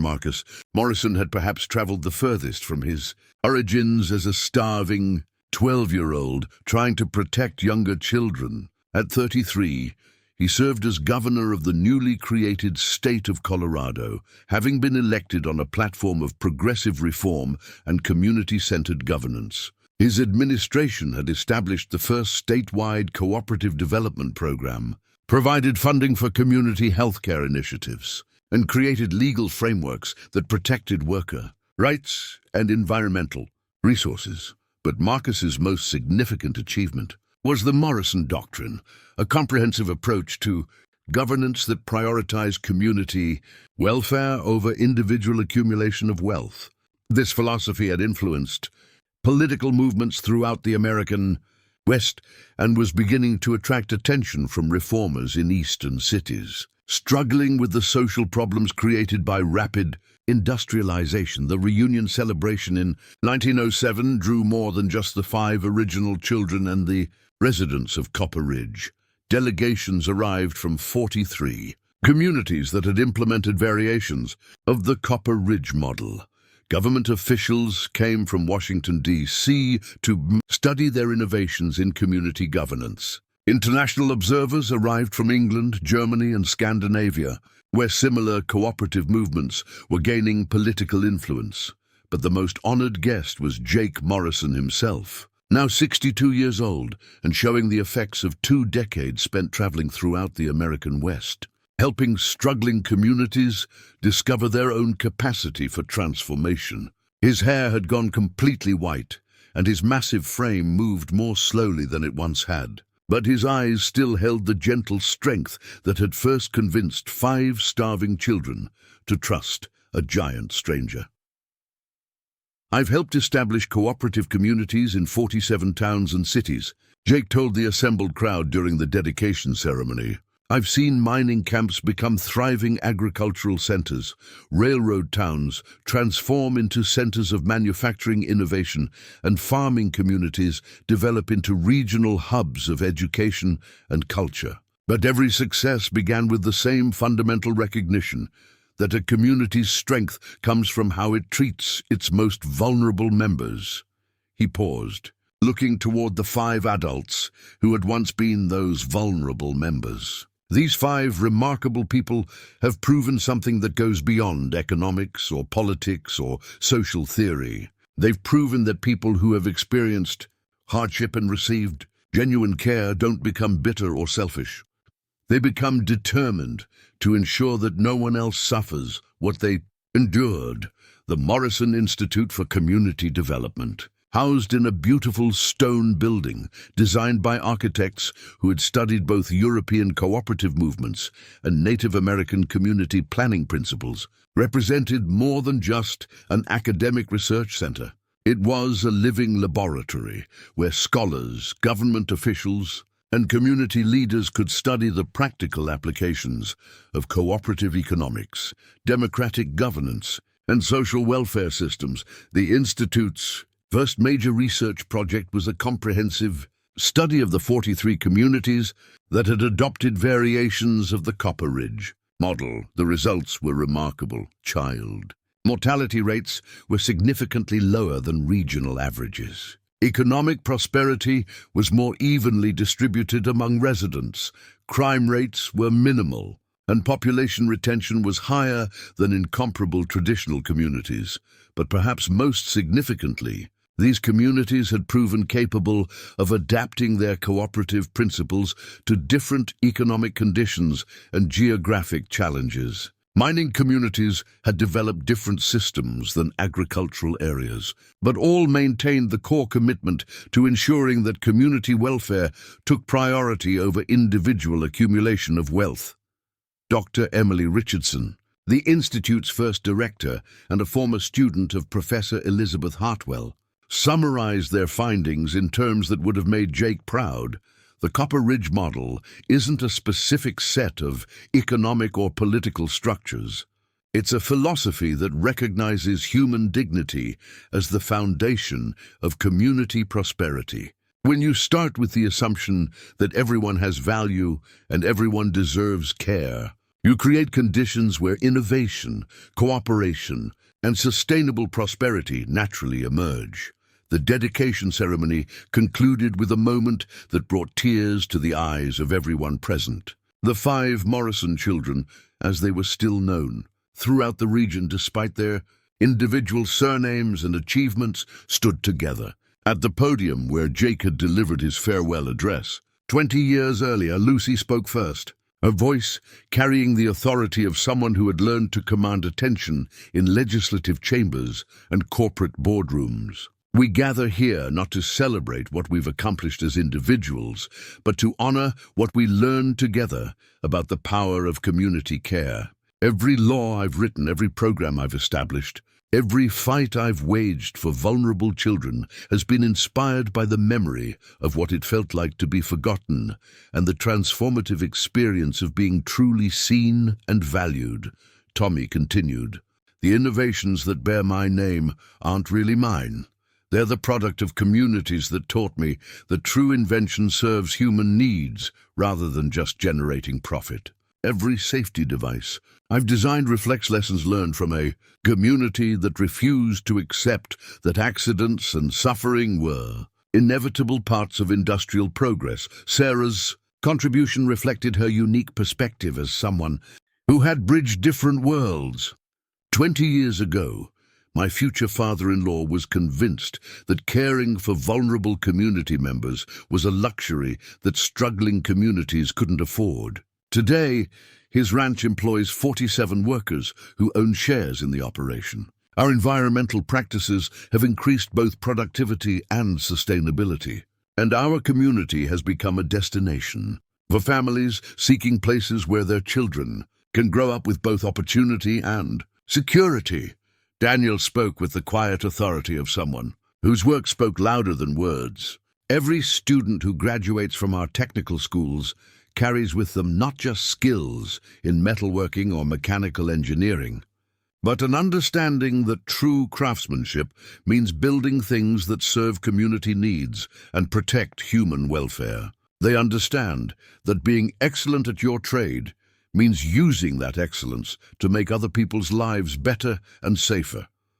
Finally, Marcus stepped forward, and for a moment, the confident governor disappeared, replaced by the boy who had once tried to protect younger children from starvation. Jake Morrison promised 5 desperate children that we would never go hungry again. He kept that promise, but not in the way any of us expected. We learned that hunger isn't just about food, it's about belonging, purpose, and hope.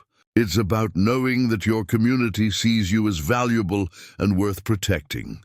Marcus's voice grew stronger as he continued. That promise has expanded beyond us to include thousands of children throughout the American West, who have grown up in communities that understand their obligations to their most vulnerable members. It's been kept through legislation that protects workers, through economic systems that share prosperity, through educational institutions that prepare young people to contribute to something larger than themselves. He gestured toward Jake, whose weathered face reflected deep satisfaction. But most importantly, that promise has been kept through the simple recognition that taking care of each other isn't charity or idealism.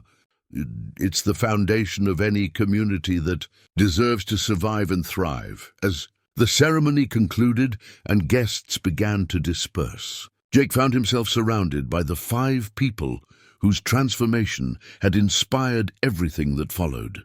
Despite their adult responsibilities and individual achievements, they were still, in some fundamental way, the children he had rescued from a Colorado blizzard 20 years earlier. So what's next for the great Jake Morrison? Lucy asked, with the affectionate teasing that had characterized their relationship for 2 decades.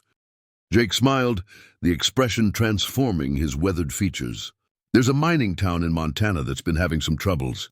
Seems like a good place to see if an old cattle buyer might be able to help folks remember what it means to take care of each other. The laughter that followed was rich with shared understanding. Jake Morrison was 62 years old, but he wasn't ready to retire from the work that had given his life its deepest meaning. There were still communities struggling to survive, still children at risk of being forgotten, still people who needed to learn what the residents of Copper Ridge had discovered, that true prosperity comes not from individual success, but from collective commitment to ensuring that everyone has the opportunity to contribute to something larger than themselves. As the sun set behind the mountains surrounding Copper Ridge, painting the prosperous community in shades of gold and promise, Jake Morrison prepared for his next journey. Behind him, he left not just a successful town, but a model for the human community that would continue to spread and evolve, proving that the simple act of caring for vulnerable children could indeed change the world. The gentle giant's work continued, and his legend grew with each community that learned to transform its own capacity for compassion into systems that ensured no one would ever be abandoned, forgotten, or left to face life's challenges alone. What truly demonstrated the far-reaching impact of Jake Morrison's simple act of kindness was the correspondence that poured into Copper Ridge from across the continent. The Morrison Institute's archives contain over 3,000 letters from communities, individuals and organizations that had been inspired by the Copper Ridge model to implement their own transformative programs. From a textile mill town in Massachusetts came a letter describing how factory workers had established cooperative childcare centers after reading about Copper Ridge's community kitchen. Our children no longer spend their days locked in tenements while their parents work 14-hour shifts, wrote mill worker Catherine O'Brien. They receive proper meals, education, and care in facilities that we own and operate together. The owners initially resisted, but productivity has increased so dramatically that they now contribute to the program's expansion. A railroad construction camp in Nevada had adapted copper Ridge's safety protocols to reduce worker injuries by 70%.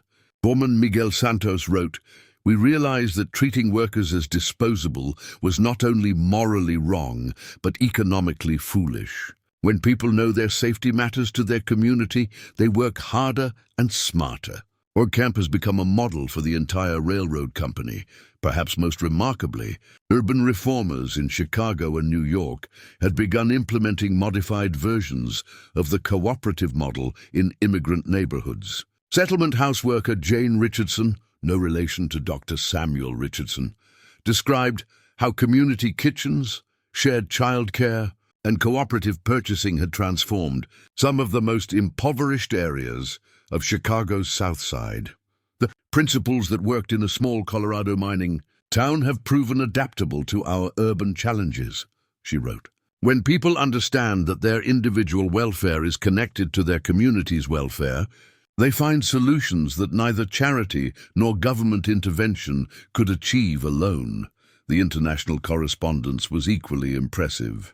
Representatives from cooperative movements in England, Denmark, and Germany had visited Copper Ridge and adapted elements of their model to European conditions. A letter from Copenhagen described how Danish agricultural cooperatives had incorporated Copper Ridge's emphasis on child welfare and community decision-making into their existing economic structures. The American frontier experiment has taught us that cooperation is not merely an economic arrangement, but a comprehensive approach to the human community, wrote Danish economist Lars Andersen.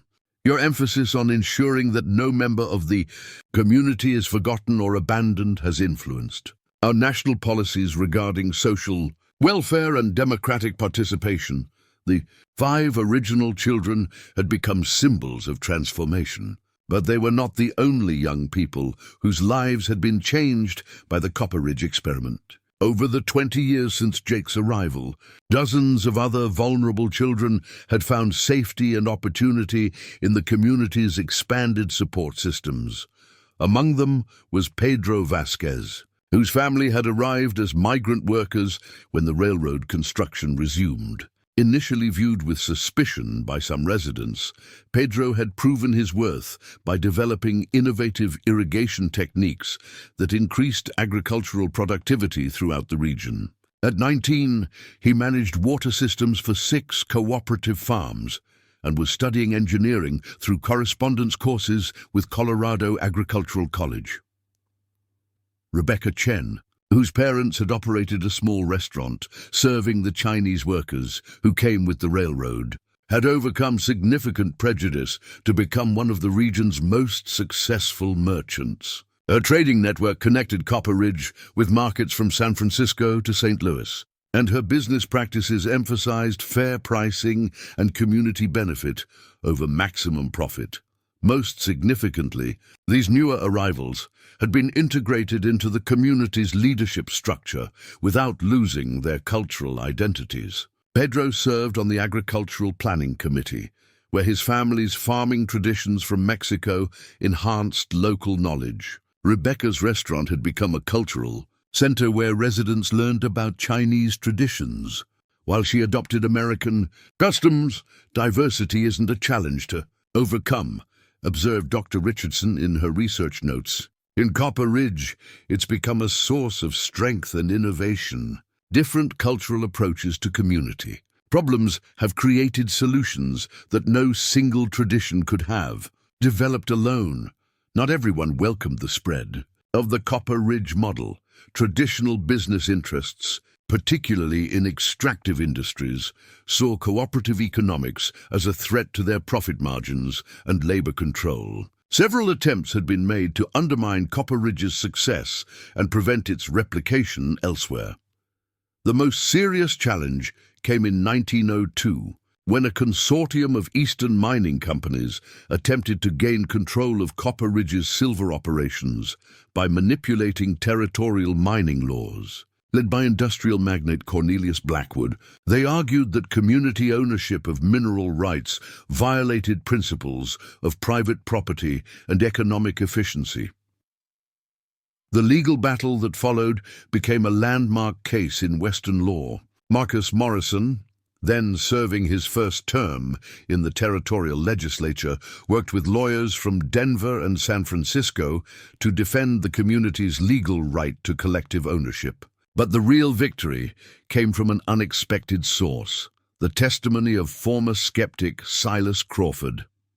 Now in his 70s, Crawford had become one of the most respected ranchers in Colorado. His testimony before the territorial court was devastating to Blackwood's case.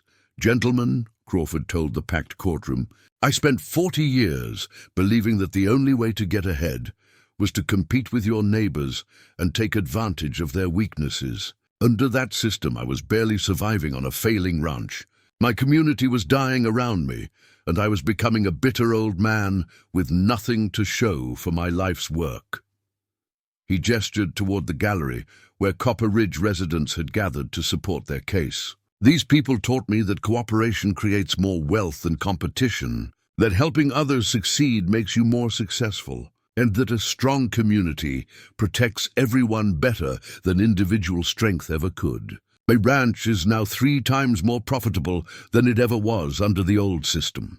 My workers are partners who share in that success, and I sleep better knowing that my grandchildren are growing up in a place where they'll be valued and protected no matter what challenges they face."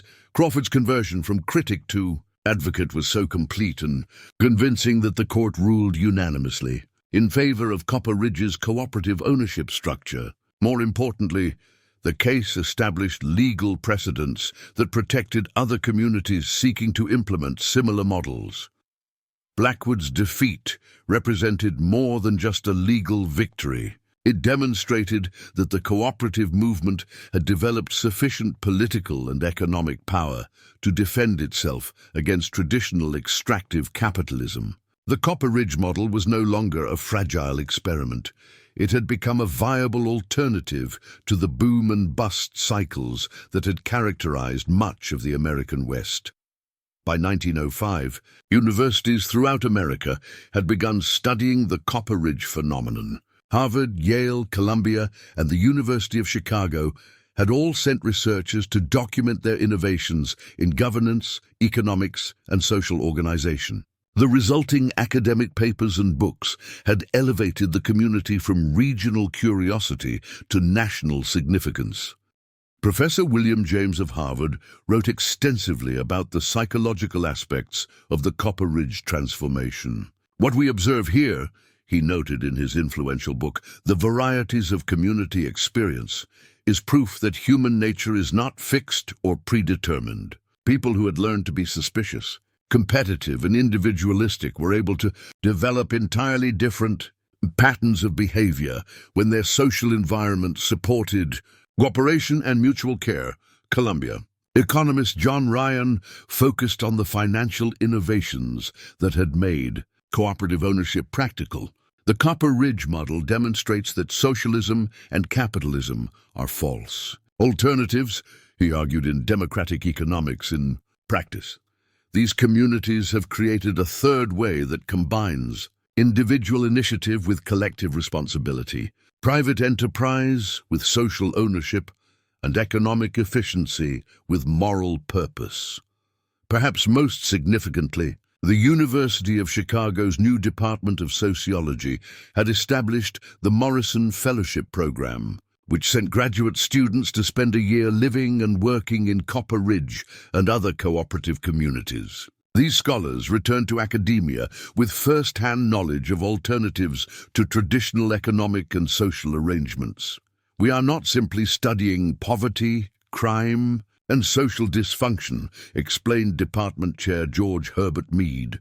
"We are studying communities that have solved these problems and learning how their solutions might be applied elsewhere." The Morrison Fellows represent a new generation of social scientists who understand that academic research must serve human welfare, not just advance theoretical knowledge.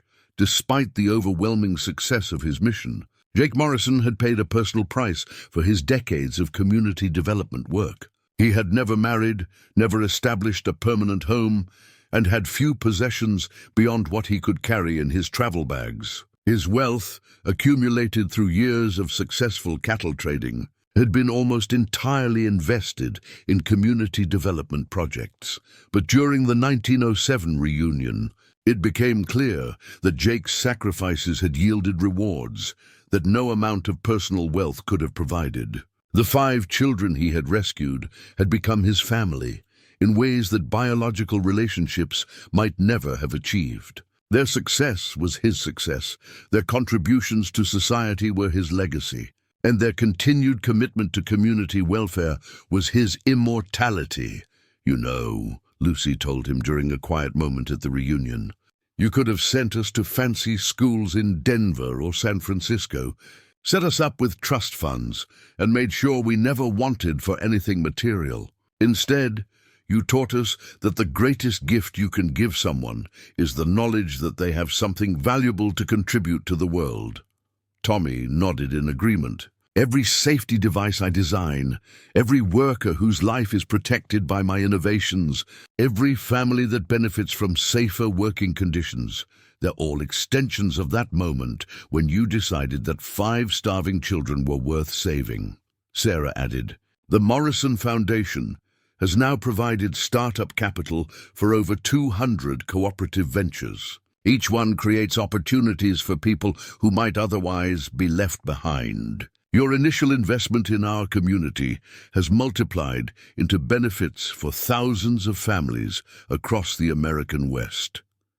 Daniel, whose technical schools had trained over 800 skilled craftsmen, reflected on the broader implications. "You didn't just save our lives, you showed us how to build systems that save other lives. Every student who graduates from our programs carries forward the understanding that true craftsmanship serves community needs."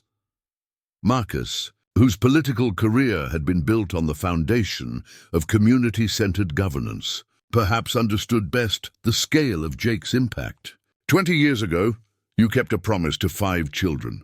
But that promise has become a political philosophy that's changing how Americans think about the relationship between individual success and community welfare. The Morrison Doctrine isn't just my policy platform. It's becoming the foundation for a new kind of American democracy. As the 1907 celebration wound down and visitors began returning to their homes, Jake Morrison prepared for his next departure. At 62, he moved more slowly than he once had, but his sense of purpose remained undimmed. Reports from Montana, Wyoming, and New Mexico described communities facing challenges similar to those that had once threatened Copper Ridge. "The work isn't finished," he told the 5 adults who had once been desperate children. "As long as there are communities where children go hungry, where people are abandoned to face hardship alone, where individual survival takes precedence over collective welfare, there's still work to be done." But now Jake traveled with something he had never possessed during his early years: absolute certainty that the work was worthwhile and that its effects would outlast his own lifetime. The Copper Ridge model had proven its durability and adaptability. The Morrison Institute would continue developing and refining cooperative approaches to community challenges. Most importantly, hundreds of young people trained in Copper Ridge's schools and programs were carrying its principles into new communities and circumstances. The legend of the gentle giant had evolved from a story about individual heroism into something far more powerful, a demonstration that ordinary people, working together with extraordinary commitment to each other's welfare, could create communities that served human needs better than any previous social or economic arrangement. As Jake's wagon disappeared over the horizon, carrying him toward new challenges and new opportunities to help struggling communities discover their own capacity for transformation, the residents of Copper Ridge returned to their daily lives with the quiet satisfaction of people who knew they had helped change the world. The 5 children who had once fought over breadcrumbs behind Sullivan's general store were now adults whose influence extended far beyond their small Colorado town. But they had never forgotten the fundamental lesson of that terrible night and its transformative aftermath, that everyone deserves to be cared for, that everyone has something valuable to contribute, and that communities strong enough to protect their most vulnerable members are strong enough to create prosperity and opportunity for everyone. Jake Morrison's promise had been kept, but its fulfillment had revealed a larger truth that would continue inspiring social reformers, community organizers, and ordinary citizens for generations to come. The simple act of caring for abandoned children had grown into a comprehensive vision of human community that proved compassion and prosperity were not competing values, but complementary aspects of the same fundamental commitment to human dignity and mutual responsibility. Up next, you've got 2 more standout stories right on your screen. If this one hits the mark, you won't want to pass these up. Just click and check them out. And don't forget to subscribe and turn on the notification bell so you don't miss any upload from us.